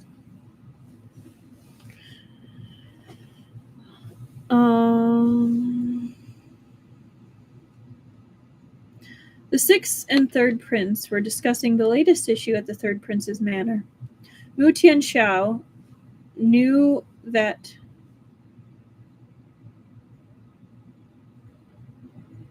Xiao, not Xiao. Sorry. It's like, wait, Mu Tianxiao knew that Mu Tianming had visited Prince Jing to try and convince him to sell his fish. Mu Tianxiao didn't agree with this move. Instead of trying to make the emperor happy through grand actions, they should just do a good job on the task the emperor gave them. But even though Mu Tianming trusted him, he didn't listen to everything Mu Tianxiao said, so Mu Tianming made the final decision for himself, and Mu Tianxiao couldn't do anything about it. Fine. Mu Tianming had sent people to steal the fish after failing to buy it. But then he failed to steal the fish, and his people were arrested as soon as they entered Prince Jing's manor. Mu Tianxiao was speechless. All this trouble for a fish that His Majesty might forget about tomorrow? Of course it's worth it. Mu Tianming was stubborn. When Prince Jing rudely kicked him out of his manor, it became a bigger issue to him than a mere pet fish. The third prince thought Prince Jing was only making it hard on himself, trying to make an enemy out of him, even though he was close to becoming the crown prince. Imperial brother, it's best to stop sending people. If Prince Jing finds out. Mu Tianxiao tried to convince him, but the third prince brushed him off. What are you afraid of? My people won't incriminate me. They'll stay silent. Why are you so afraid? Even if Prince Jing suspects me, what can he do? If he does anything untoward to my people, I'll have the censorate punish him for abusing his powers. Let's see if he can even keep his title prince. Incredible. Mu Tianxiao rubbed his temples in stress. All the same, it's not good that Prince Jing caught them. You should stop trying to steal the fish. Mu Tianming clearly didn't want to give up. So you think a mute should have an auspicious sign instead of you or me? Of course not. Mu Tianxiao smiled and gave him a look. Since it's an auspicious sign, I'm sure Father will ask the Imperial Astrology Bureau about it. The Imperial Astrology Bureau. Mu Tianming's eyes shone. This could indeed be a way to get rid of Prince Jing. But Father himself called it an auspicious sign. Even the Imperial Astrology Bureau might not refute him. Why would they need to refute it? Wu Tianxiao's warm expression didn't change as he asked, smiling. Has third brother forgotten the theory of too far is as bad as not far enough? Wu Tianming paused for a second before he understood what the sixth prince meant, and he started laughing wildly. As the sixth prince predicted, the emperor summoned the Imperial Astrology Bureau officials not long after. The third prince made his move according to the sixth prince's suggestion. There weren't many Imperial Astrology Bureau officials, but they were so important that a single word from them could sway a situation. Prince Jing naturally had a few of his own people planted in such an important department. Yeah, they are bringing in the fortune teller. Prince Jing also had selfish motives when he took his fish to greet the emperor. Xiao Yu had changed a lot, and he might change in the future too. News of it would reach the emperor sooner or later, and Prince Jing wanted to let him know preemptively, so that he could find an excuse for Xiao Yu to cover up the fact that he was a Yao. If things didn't go well, Prince Jing was also prepared for the bureau to speak with the emperor. However, the emperor himself believed that Xiao Yu's new golden scales were a good omen, which saved Prince Jing quite a lot of trouble. Prince Jing had guessed that the emperor would eventually consult the Imperial Astrology Bureau and ask them to cooperate. So when the third prince made his move, Prince Jing caught wind of it soon after. Wu Tianming was so vicious that he wanted the bureau to tell the emperor that the golden-scaled fish was showing signs of transforming into a dragon. In this dynasty, only the emperor could use the dragon pattern and call himself the true dragon and son of heaven. If a fish raised by a prince looked like it might turn into a dragon, the emperor would definitely put his guard up. When that happened, not only would Prince Jing be in trouble, it would be hard for anyone associated with him to escape from a disaster, especially Xiao Yu. Okay, so if anyone's confused about that, there's a legend that if a fish cultivates for long enough, it'll be able to jump over the Heaven's Gate and become a dragon. So that's where that phrasing comes from and that belief. So that's kind of where, if you think about Pokemon, that's where Gyarados comes in. Magikarp transforming into Gyarados is the fish jumping over the gate, Heaven's Gate, and becoming a dragon. Just fun facts. Luckily, he'd received the news beforehand and wouldn't let that happen. Yeah, it's pretty cool. The third prince ordered someone to invite a senior monk in case the emperor questioned the Imperial Astrology Bureau. That way, he'd have two separate forces speaking in his favor. Yeah, there's also that.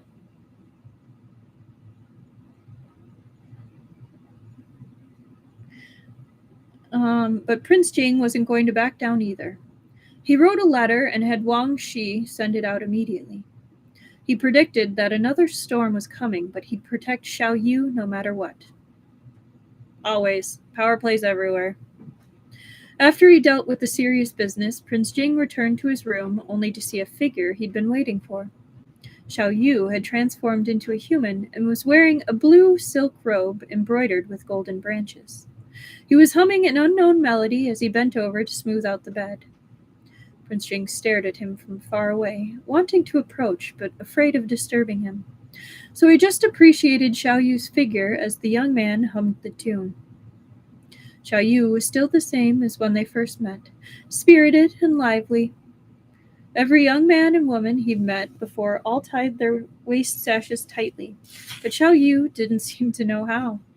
His was tied casually in a messy knot, hanging loose around his hips. A bare hint of the outline of his slim waist was visible. Prince Jing could have easily wrapped one arm around it. It was like a delicate willow that would snap at any moment. Prince Jing acknowledged that this was a bit over the top, but his mind still automatically made this comparison. Further down, concealed beneath the blue robe, was a slightly raised round. Prince Jing looked away immediately. "Where are you looking, Prince Jing? Huh?" "Your Highness, you're back!" Liu had noticed the movement behind him and smiled as he ran over to bow to him. Since he got back from the palace, he'd been carefully watching how the servants in the manor greeted the prince, and he performed one that looked about the same. He turned into a human this time because he had promised to stay in Prince Jing's manor and help him take care of his fish, so he had to show his face in front of Prince Jing occasionally to show that he was actually working, even if he was just feeding himself.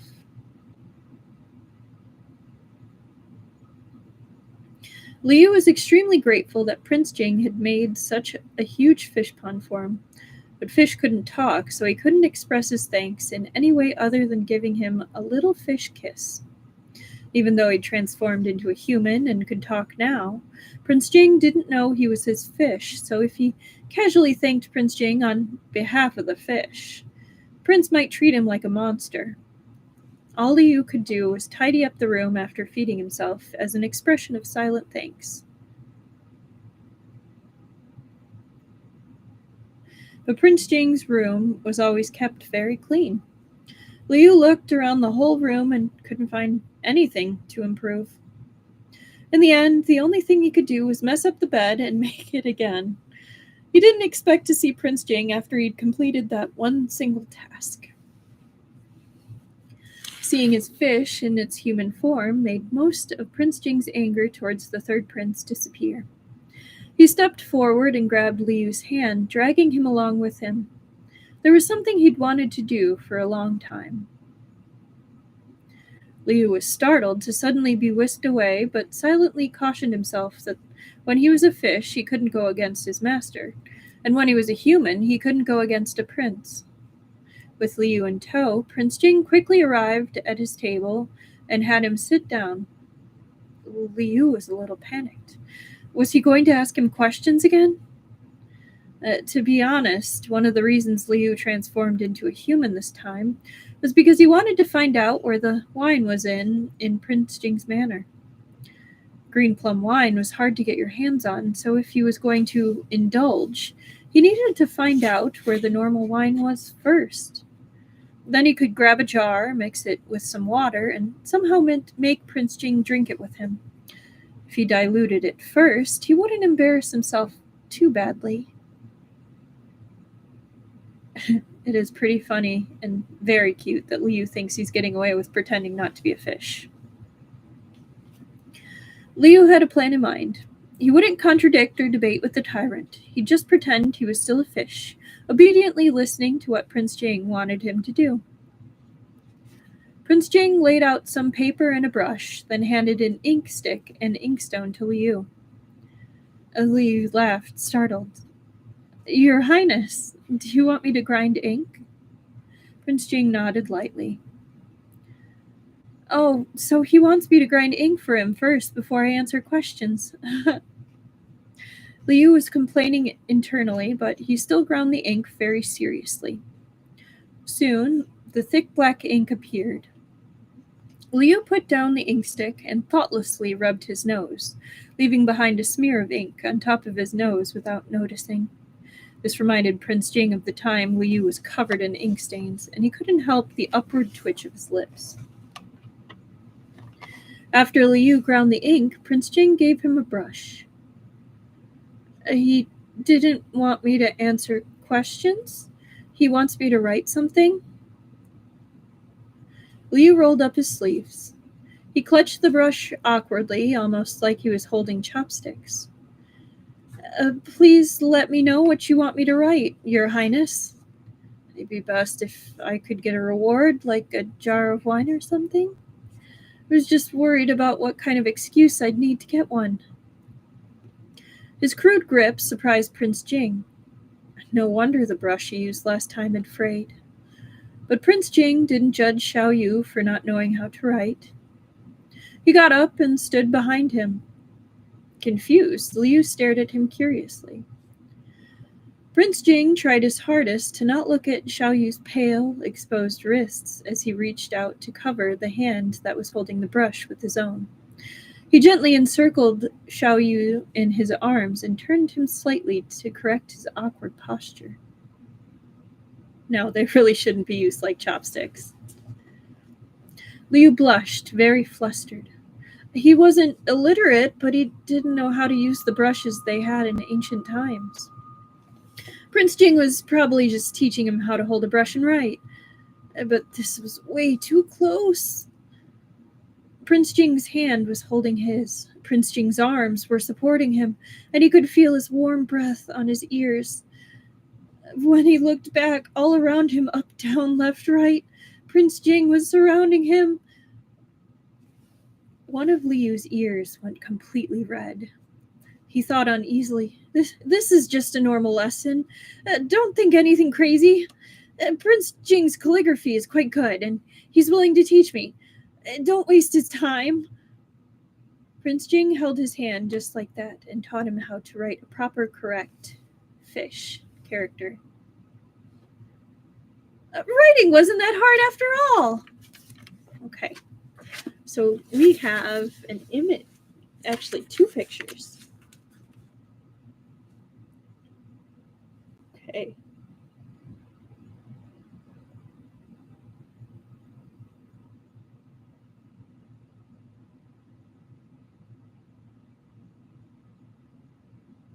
I love the very soft look down here. So tender. Yes, that little blush is precious. Before long, Liu was completely immersed in his scrawlings. If he was in fish form, his tail would have confidently pointed up to the sky. He didn't realize until he turned back into a fish that he'd forgotten to ask for a reward. But Prince Jing had been teaching him how to write the entire time, so it's not like he could ask for a reward. Liu was a little embarrassed. It seemed that Prince Jing had expertly thwarted his plans. Chapter 43. Fish protecting his master. Your hot breath on my ears isn't helping my handwriting. I mean, fair. The emperor summoned Prince Jing to the palace again, and this time he specifically insisted that Prince Jing bring his fish. Liu didn't know about the third prince's plans or Prince Jing's counterplans, but since it was his first time being mentioned in an imperial edict, he was quite nervous.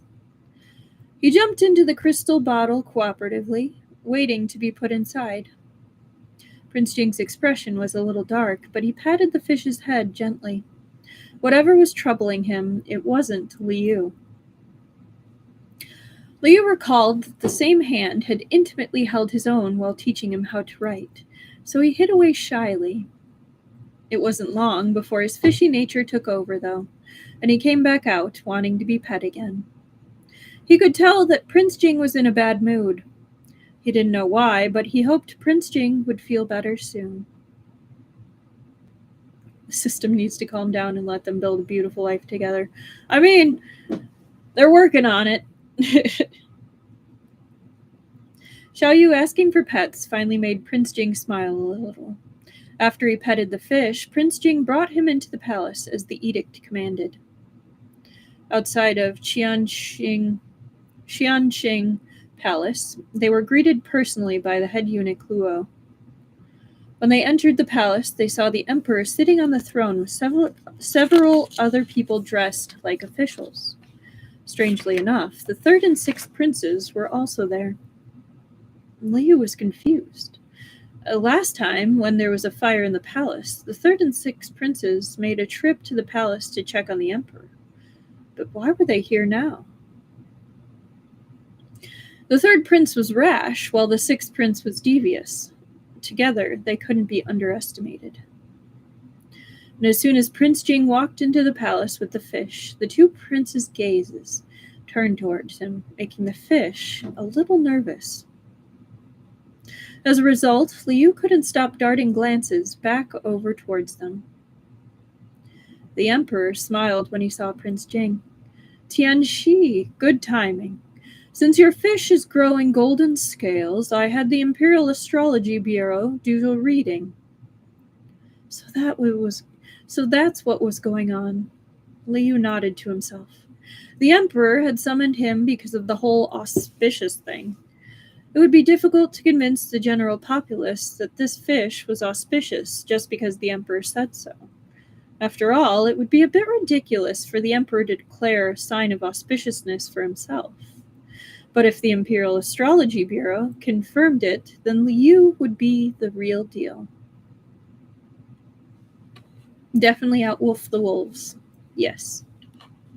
The emperor had just finished speaking when a solemn official came out, spouting a lot of official language that Liu couldn't understand, which ended with, "Congratulations, Your Majesty. A fish growing golden scales is truly a rare, auspicious sign. We took this in conjunction with the celestial phenomena that occurred recently in the Xue star, which is Polaris, representing the emperor in Chinese astrology, that is slowly rising and shining dazzlingly. This means that our empire is peaceful and the people content. Everything is progressing smoothly. This is all beneficial to both our empire and your majesty." The official was praising him with such refined language, the little carp couldn't help but raise his tail proudly. He'd always thought the astrologers might be highly adept at saying exactly what the emperor wanted to hear. His status as an auspicious sign was practically a foregone conclusion. The emperor's unease over the fire in the Zhongshui palace had vanished from his heart, and he nodded, smiling. "Very good. Those are my thoughts as well." The Imperial Astrology Bureau officials received a sizable reward and thanked him satisfied. "Royal Father, is that it?" The third prince had waited for a while, and this was the conclusion he got? Wasn't the Imperial Astrology Bureau supposed to say that a fish growing golden scales was a sign of an impending dragon transformation? Why didn't the people he planted in the Bureau do what he wanted? Confused, the Emperor asked, "That's it. What else could there or would there be? It sounds as if you believe there should be more." No, that's not what I meant." By now, the third prince had realized that something had probably gone wrong, but he refused to just let go of this opportunity. He clenched his teeth and said, "Royal Father, I'm unfamiliar with how the Imperial Astrology Bureau operates. Does only one official do the reading, or is it several? If it's just one person, is it possible for them to miss something?" Mu Tianming thought the problem must just be that his people weren't given the opportunity to meet the emperor. So if they just switched the official making the announcement, everything would go as planned. X to doubt. The person who had just congratulated the emperor was the director of the Imperial Astrology Bureau, named Sun Ximiao. Sun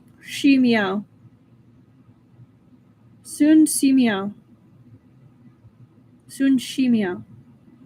Director Sun smiled at Mu Tianming. "Your Highness has strong accusation. Reading the stars for His Majesty and the Empire is an event of utmost importance, and the result you just heard was the conclusion that the entire Imperial Astrology Bureau came to. If your Highness doesn't trust me, the answer will remain the same even if you ask for someone else." Liu was a bit startled by the third prince. Why did he suddenly ask for an alternative opinion when everything was fine? He felt like there must be sinister motives at work.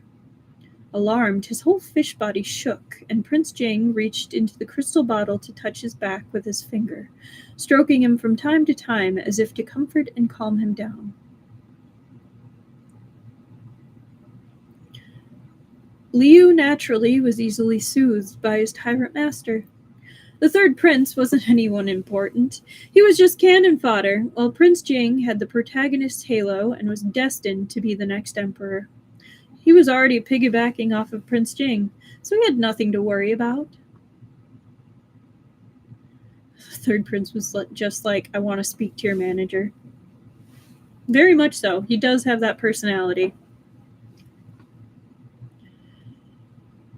One had to be skilled to work at the Imperial Astrology Bureau. Sun Simiao wasn't high in rank, but his words still held considerable weight in front of the emperor.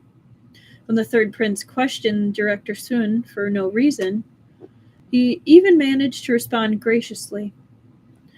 The emperor trusted Sun Simiao, so he felt the third prince had behaved immaturely. Tianming, he scolded him sternly. Don't criticize when you don't remember how the bureau works. Scolded, the third prince lowered his head and gave the sixth prince a pointed sidelong look.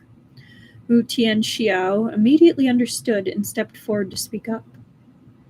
A royal father, my brother isn't talking nonsense. We heard a commoner's child singing a nursery rhyme that contradicted what the Imperial Astrology Bureau said. We were afraid that we'd misunderstood the nursery rhyme, so we had some senior monks come and take a look.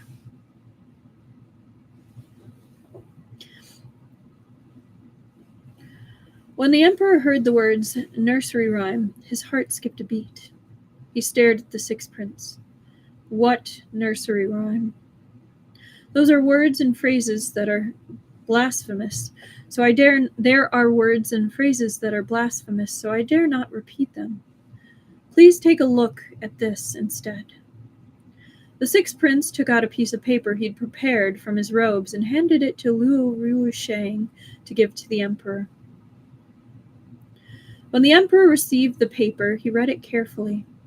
Though his expression didn't change, Liu could tell that a cold atmosphere had settled around him. What was on the paper? Why did it make the emperor so unhappy? It couldn't be a false claim like 3 generations of the Tang dynasty later there will be a female leader with the last name Wu, right? After the emperor read it, he calmly gestured at head eunuch Luo to pass the paper to Prince Jing. When the paper landed in Prince Jing's hands, he opened it and his eyes swept over the words. He read quickly, but historical characters were difficult for Liu to decipher, so he only saw the phrase, golden scales do not belong in the pond, but will climb into the sky as a dragon. Wait, what? He wasn't an expert at ancient Chinese, but he could tell that those words were just trying to scapegoat him, the innocent fish. It wasn't just trying to blame him, it also implicated Prince Jing. On the surface, it was saying that the fish could turn into a dragon, but wasn't it actually referring to Prince Jing ascending to the throne? Prince Jing would indeed ascend to the throne in the end, but where did this nursery rhyme come from? Were they afraid the emperor wouldn't make the connection to Prince Jing? The emperor was the head of the state, after all. Even if he was sympathetic to Prince Jing, he couldn't ignore this provocation. Tianxi, what do you think? The emperor calmly asked Prince Jing. Right now, nobody knew what the emperor was thinking. Wu Tianming and Wu Tianxiao only hoped the emperor would become wary of Prince Jing. Once Prince Jing had discovered the sixth prince's dangerous plan, however, he'd had someone secretly follow the sixth prince and discovered by chance that the sixth prince had been sending people to teach children nursery rhymes. Even though they were just nursery rhymes, Prince Jing was prepared. He calmly glanced at Wang Shi. Wang Shi stepped forward and said, in place of his master, Your Majesty, this is complete nonsense. His Highness is also confused as to why such a rhyme was spread amongst the people with the intention of ruining the relationship between a father and son. His Highness implores Your Majesty to conduct a thorough investigation to see when this rhyme was spread, if it was only just the past few days. The emperor had only recently discovered that Prince Jing's fish was changing scales, so it was possible that someone was deliberately taking advantage of this incident. The emperor gave it some thought and nodded. What Prince Jing said is reasonable. I also intended to do this. He didn't get angry at Prince Jing over the nursery rhyme. Instead, he ordered his imperial guards to investigate and find out when it was first heard and who it had originated from. The attempts to frame Prince Jing continued to fail. The third prince anxiously glanced at the sixth prince, who looked calm on the surface, but was sweating a little on the inside. This was truly a devious move the sixth prince had come up with, but it backfired since the emperor didn't pay attention to the nursery rhyme itself. He was more interested in when the nursery rhyme first appeared, which was something that could be easily investigated and found out. I mean, at this point, I think the kingdom is just made of gold. So, yeah. It was then that the eminent monks the sixth prince had summoned arrived. When he saw the row of monks, Liu, who'd been caught off guard and wasn't operating at full capacity, remembered that there was a similar plot in the novel where monks were involved. Thanks to a little butterfly named Liu flapping his wings all over the place, the original plot was now a mess.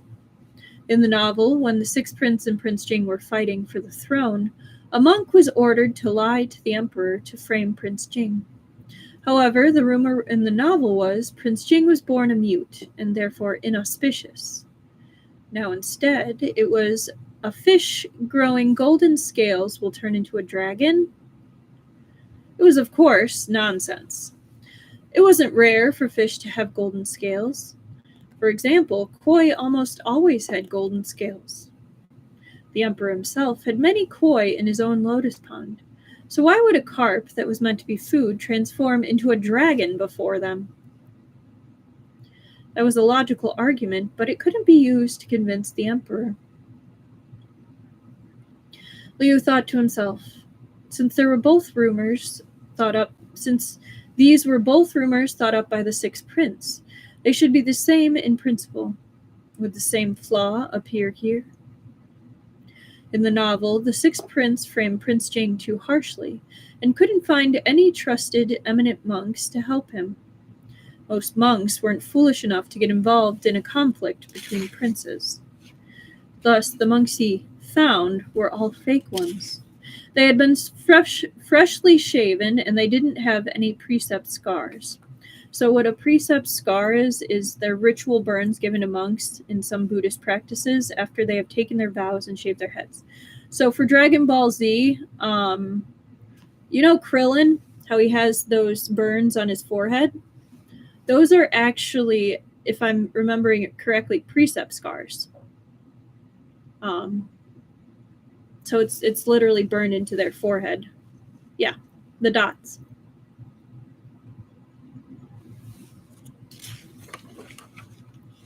You do see it in martial arts movies too. It was just pop culture. It was like, yeah. It really is very interesting. With this in mind, Liu stared at the monk in front of him unwaveringly, trying to see if anything was off. Since he was staring so diligently, he slowly noticed that the monk would use his neck to rub his collar occasionally. The movement stood out. Liu suddenly realized that if he had shaven his head in a hurry, there would be itchy little hairs left behind, and they must be making him uncomfortable.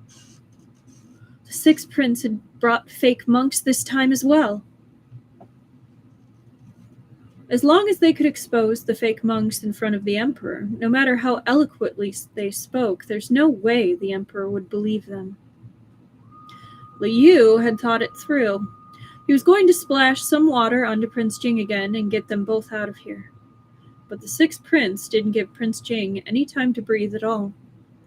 He hurriedly told the emperor, "Royal father, the investigation into the nursery rhyme needs time and it may be wrong.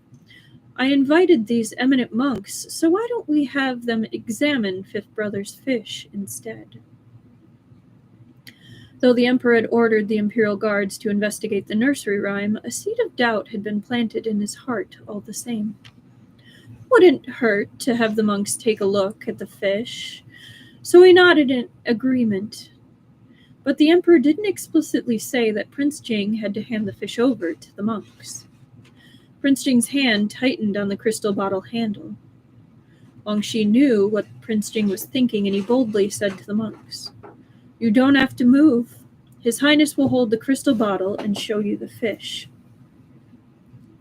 The emperor knew Prince Jing cared about his fish a lot, and the monks could see the fish perfectly well like this. The emperor felt a little bad for doubting Prince Jing, besides, so he silently allowed it.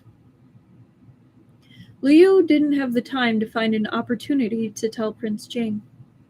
The sixth prince would probably be the first one to refuse if he tried to make a long-term plan, as he did before. Besides, the fake monks were right in front of him. Still, there was no way Liu would let the monks alienate the emperor from Prince Jing by spouting nonsense about golden scales turning into a dragon. Wang Shi coming in clutch. Prince Jing could suggest the emperor investigate the nursery rhyme because it was the first time the emperor had heard of such rumors. He might not believe it right away. But if the monks said the same thing here and now, even lies could be believed if repeated enough times. Don't we know that? Modao Zushi, anybody? Would the emperor still trust Prince Jing then? Liu was with Prince Jing all the time, so he knew him well. Prince Jing had no disrespectful intentions. The father-son relationship they had was troubled and hard won to begin with. It shouldn't be challenged like this. The most urgent thing was to expose those fake monks right here.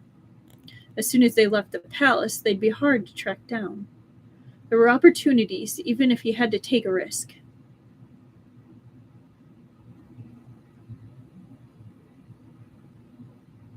Yeah, that shows up quite a lot.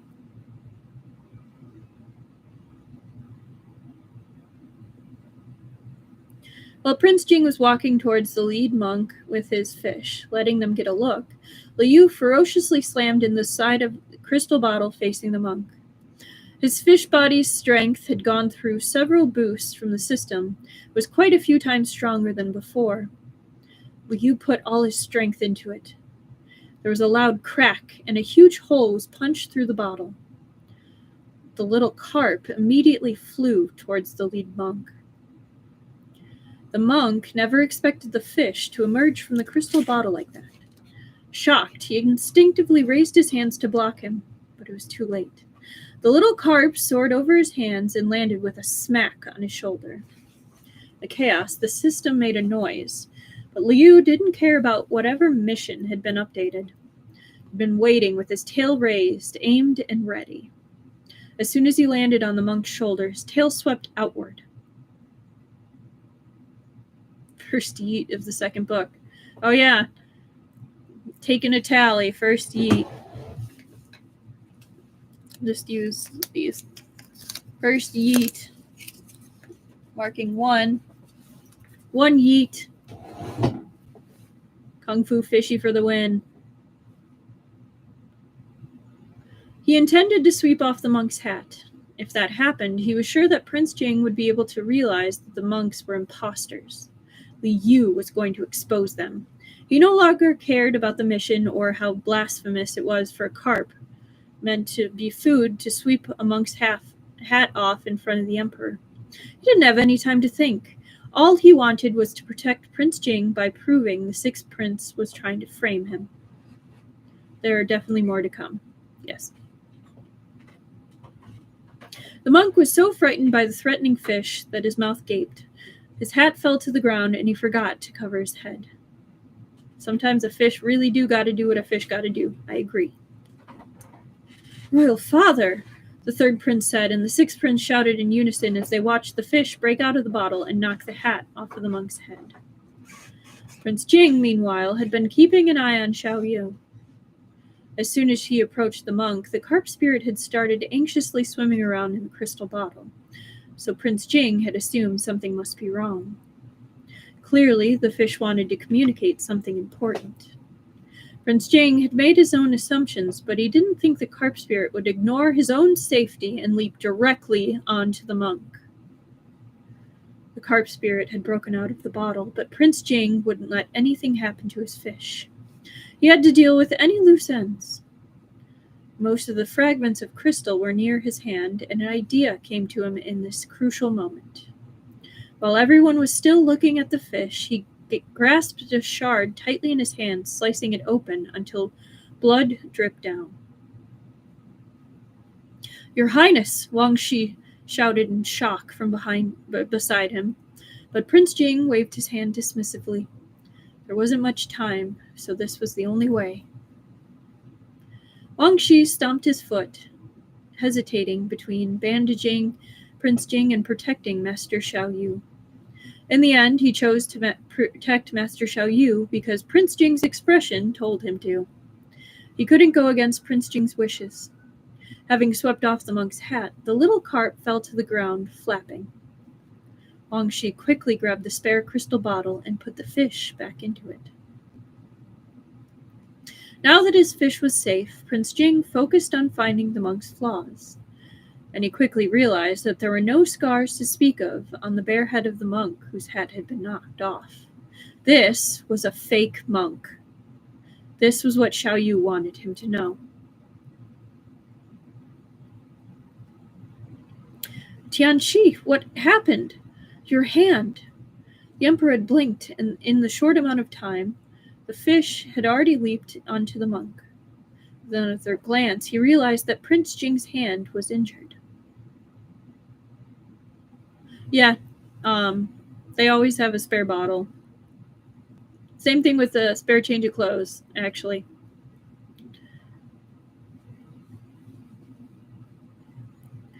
Wang Shi desperately wanted to speak for his master, but Prince Jing stopped him.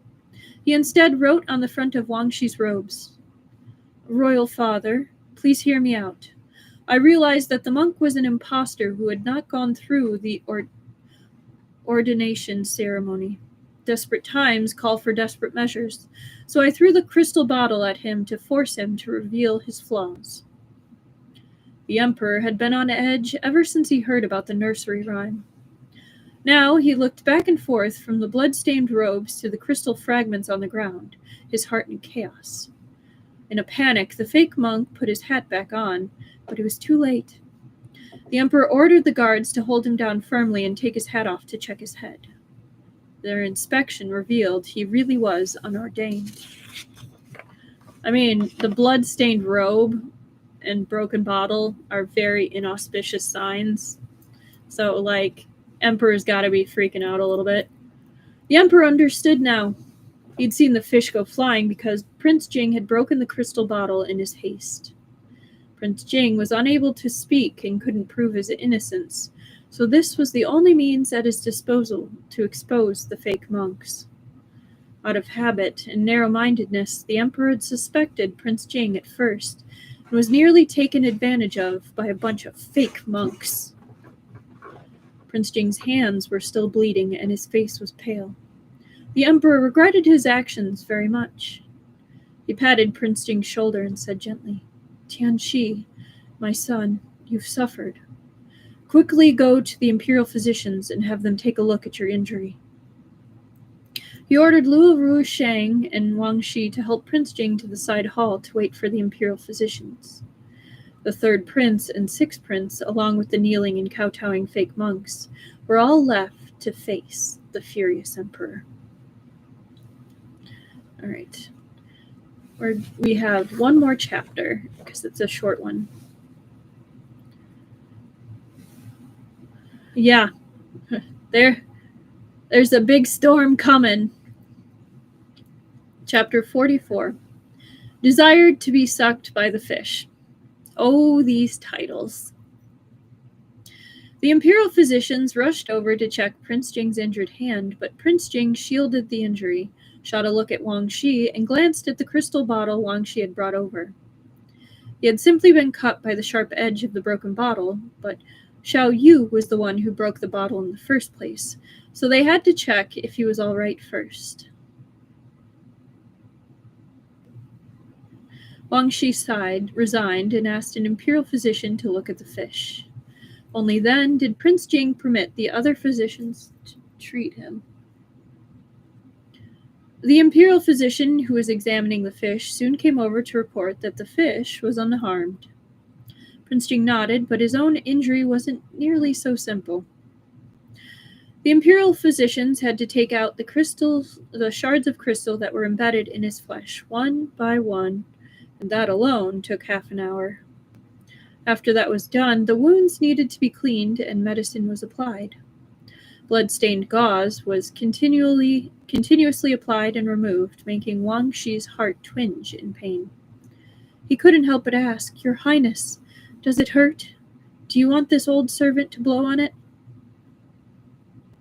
Like, your heart's in the right place, but he's totally gonna be like, "No, I want my hot fish boyfriend to blow on it."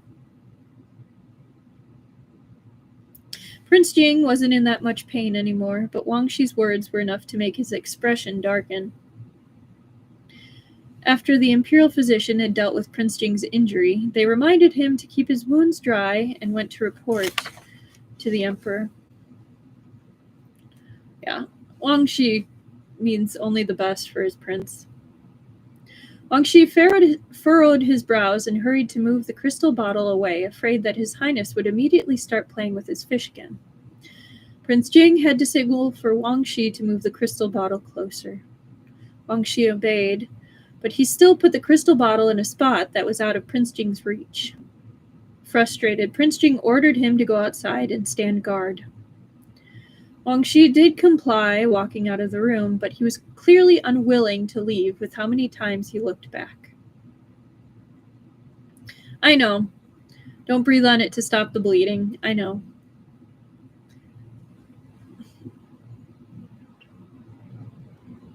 Shortly after Wang Shi left, Prince Jing left his seat and stood in front of the table where the crystal bottle stood. The fish inside was no longer as brave as he had been when he'd broken out of the bottle, and stared at the prince pitifully. The little carp had needed to be scooped up from the ground after he'd showed off his abilities and knocked the hat off the fake monk, but his new fish scales were truly quite powerful. After all this chaos, the fish was still lively and active, and he felt like he could have assailed even more monks without issue. He did still feel a bit unsatisfied, even after all that, but unfortunately he didn't get an opportunity to slap the third and sixth princes. But those two had been willing to bring fake monks before the emperor, so at least there was no way the emperor would let them off easily. After his attack, Liu had been smugly basking in his success, with no thought for his own safety, when he suddenly heard Wang Shi shout in surprise. Liu had looked around only to discover that Prince Jing was bleeding. He'd frozen, unable to work out how Prince Jing had been injured since he broke out of the crystal bottle in the opposite direction. At most, Prince Jing should have only been startled. At least he was thinking about it. What's more, he'd made a huge fuss in front of the emperor. When he'd slapped noble Consort Qiu in the face, the emperor hadn't been there to see it, but this time, the emperor had witnessed everything firsthand. It was surprising that he hadn't been punished. Soon, though, the emperor's furious scalding had made him understand that I think they meant scolding. I might have found another typo.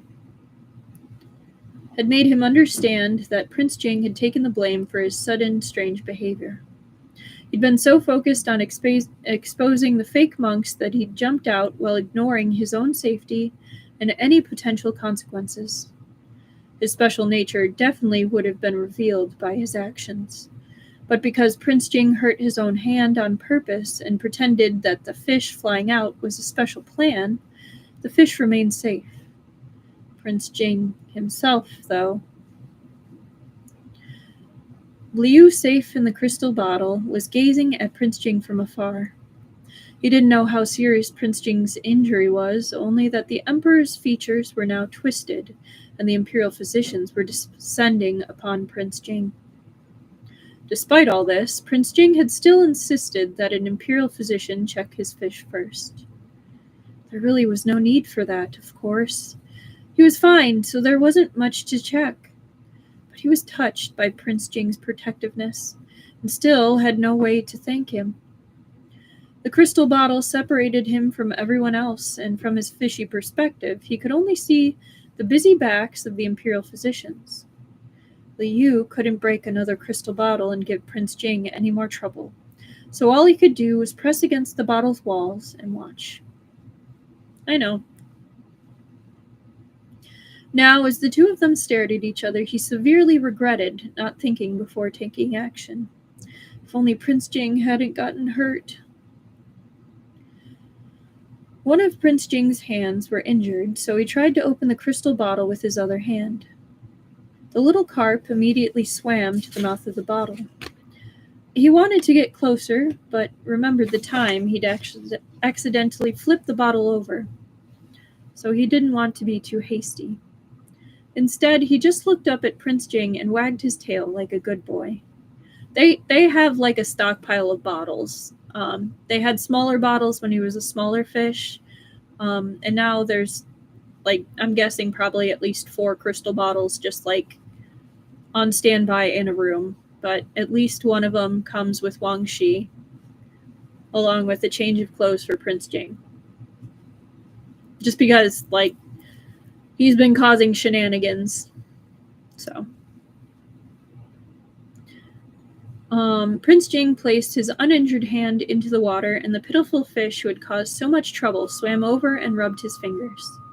The imperial physician and Wang Shi had both said the fish was fine, but Prince Jing could tell that his fish was feeling a bit low. They do definitely own the market, probably on crystal at this point. Maybe he was frightened and sad. Prince Jing patted the fish's head. For his own part, he was somewhat sleepy from blood loss, so once he'd confirmed that his fish was fine, he sat back down and leaned to one side so he could take a little nap.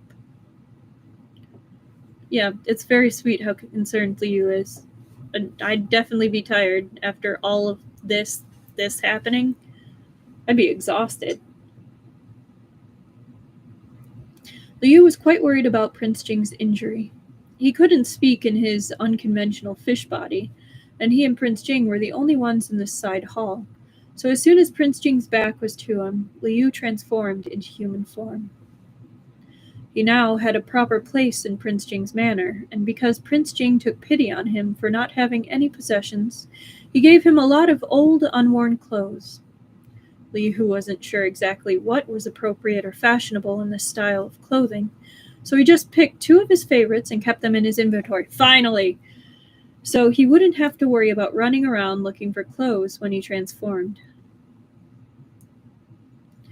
Liu got changed quickly and then approached the side of the daybed, bending to look at Prince Jing's hand.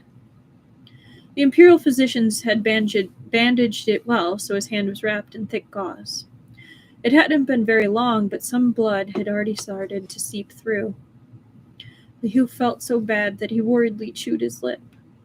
When he noticed that Prince Jing was lying on his side without a blanket, he was afraid that Prince Jing would catch a cold on top of being injured, so he pulled a thin blanket over to drape over him, wanting to take good care of him. Liu finally got tired of running around nude, and yes, old clothes that were made specifically for him. But he's oblivious, yes.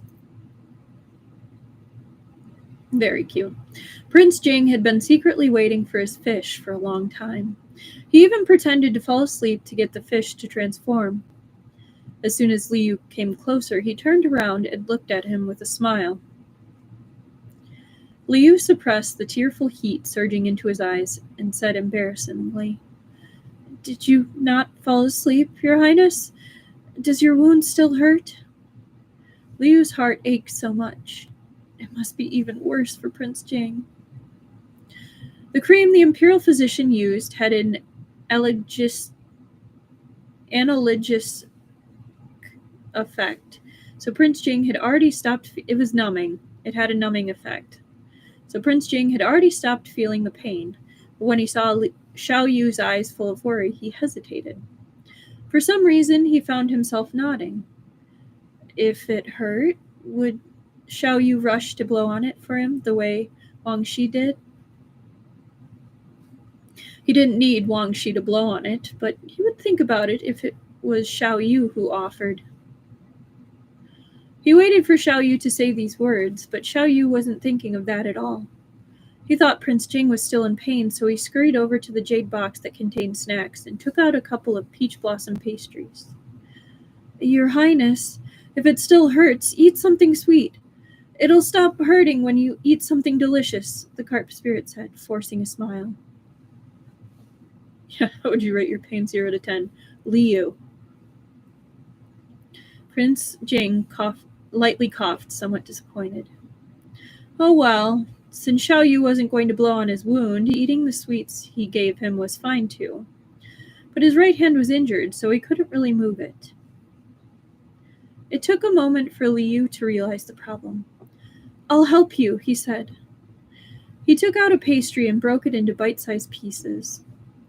In ancient times, princes wouldn't eat just anything someone was offered to them, so Liu tasted a piece first.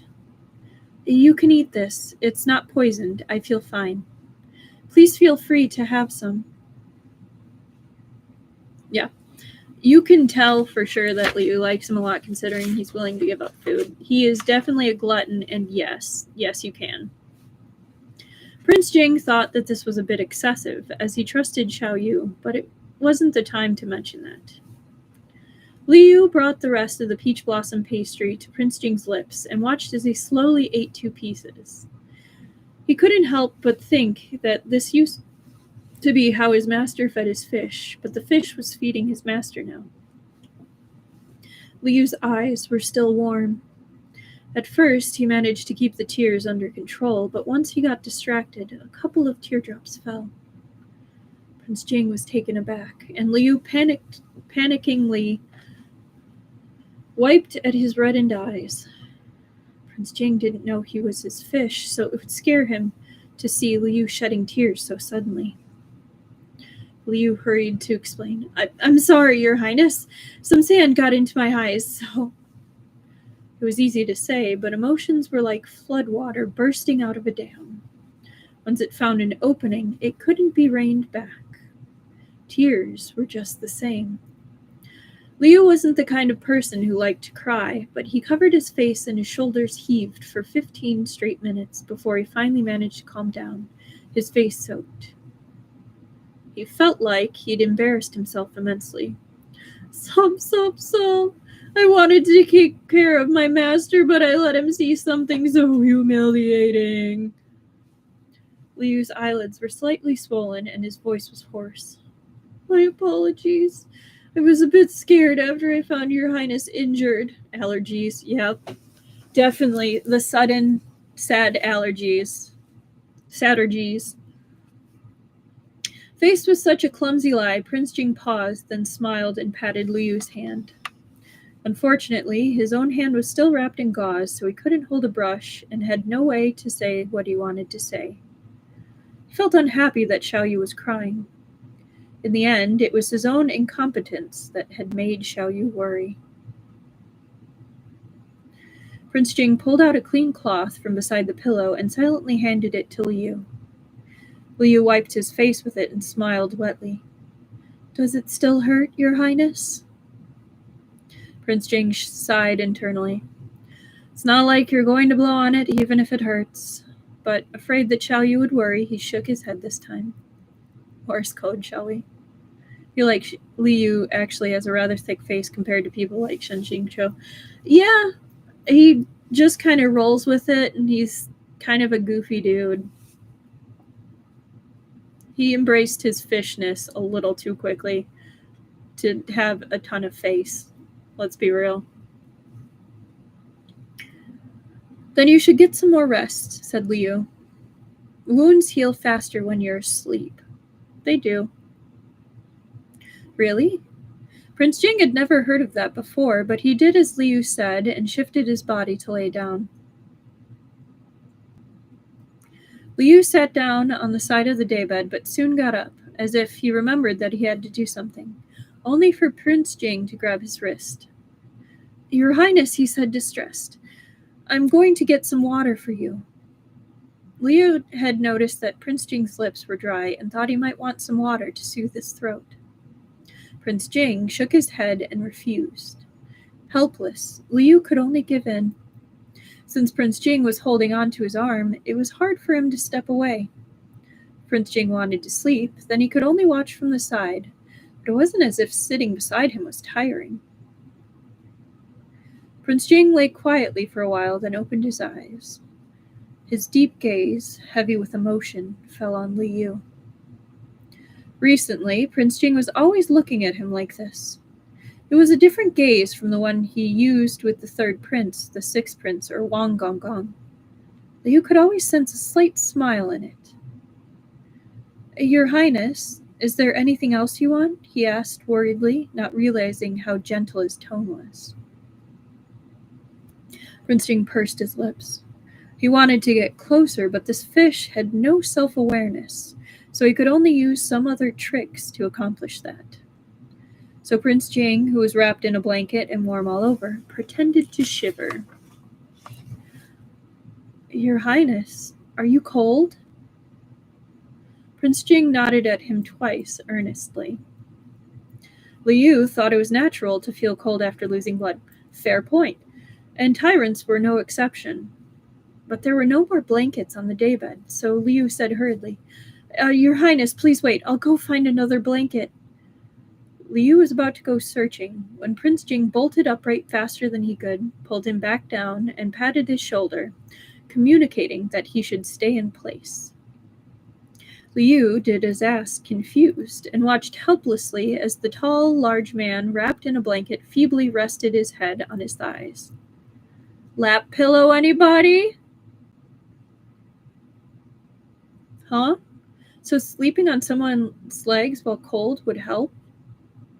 The human body was warm, so this might be more comfortable than wrapping another blanket around him. Right? Liu's eyes had just been hot, but now it was his face's turn. He convinced himself that since Prince Jing had been injured on his account, there was nothing wrong with him using his legs as a pillow. He tried his best to ignore the unfamiliar feeling on his legs. Prince Jing definitely wanted a human blanket. He'll settle for human legs right now. Prince Jing closed his eyes, satisfied, and slightly smiled. Then he pretended to shiver again. Your Highness, are you still cold? Liu asked cautiously. Prince Jing nodded eagerly, 3 times this time. Thinking of how his Highness was wounded because of him, Liu hugged him in resignation.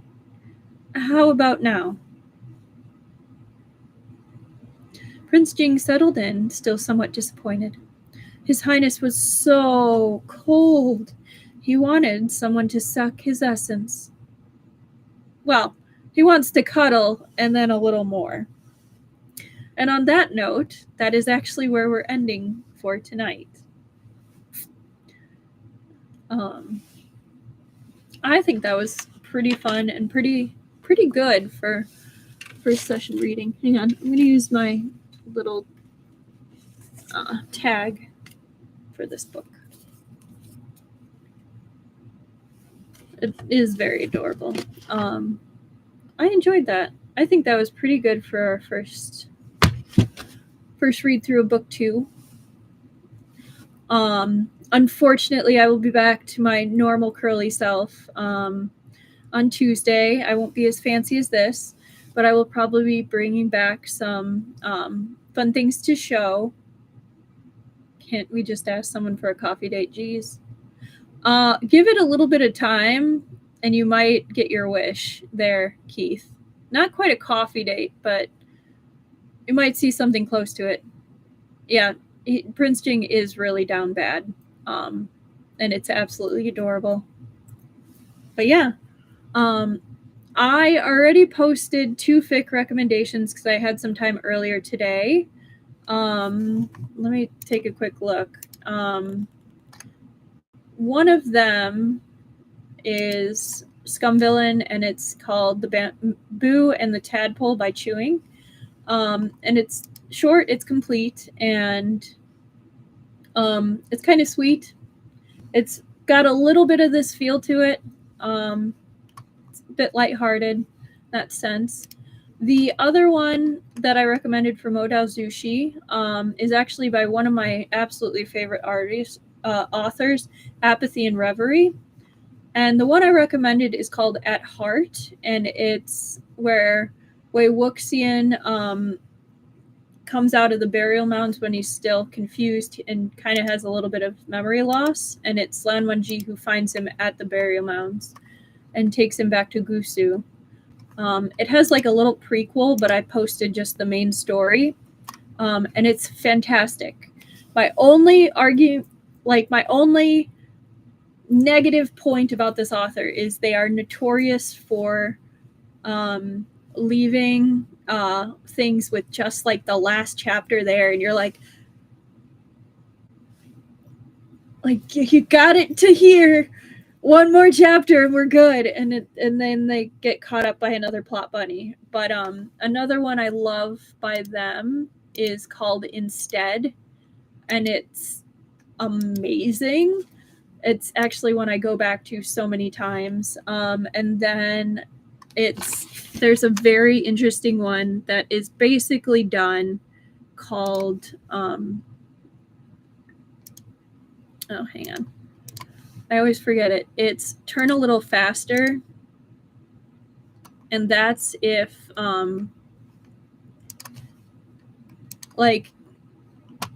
Wei Ying gets time traveled back to the abyss, the waterborne abyss, but he doesn't realize it and basically just kind of assumes he must be hallucinating and behaves accordingly and just kind of fixes things. But he does it in a way where it's just like, this dream's taken a while.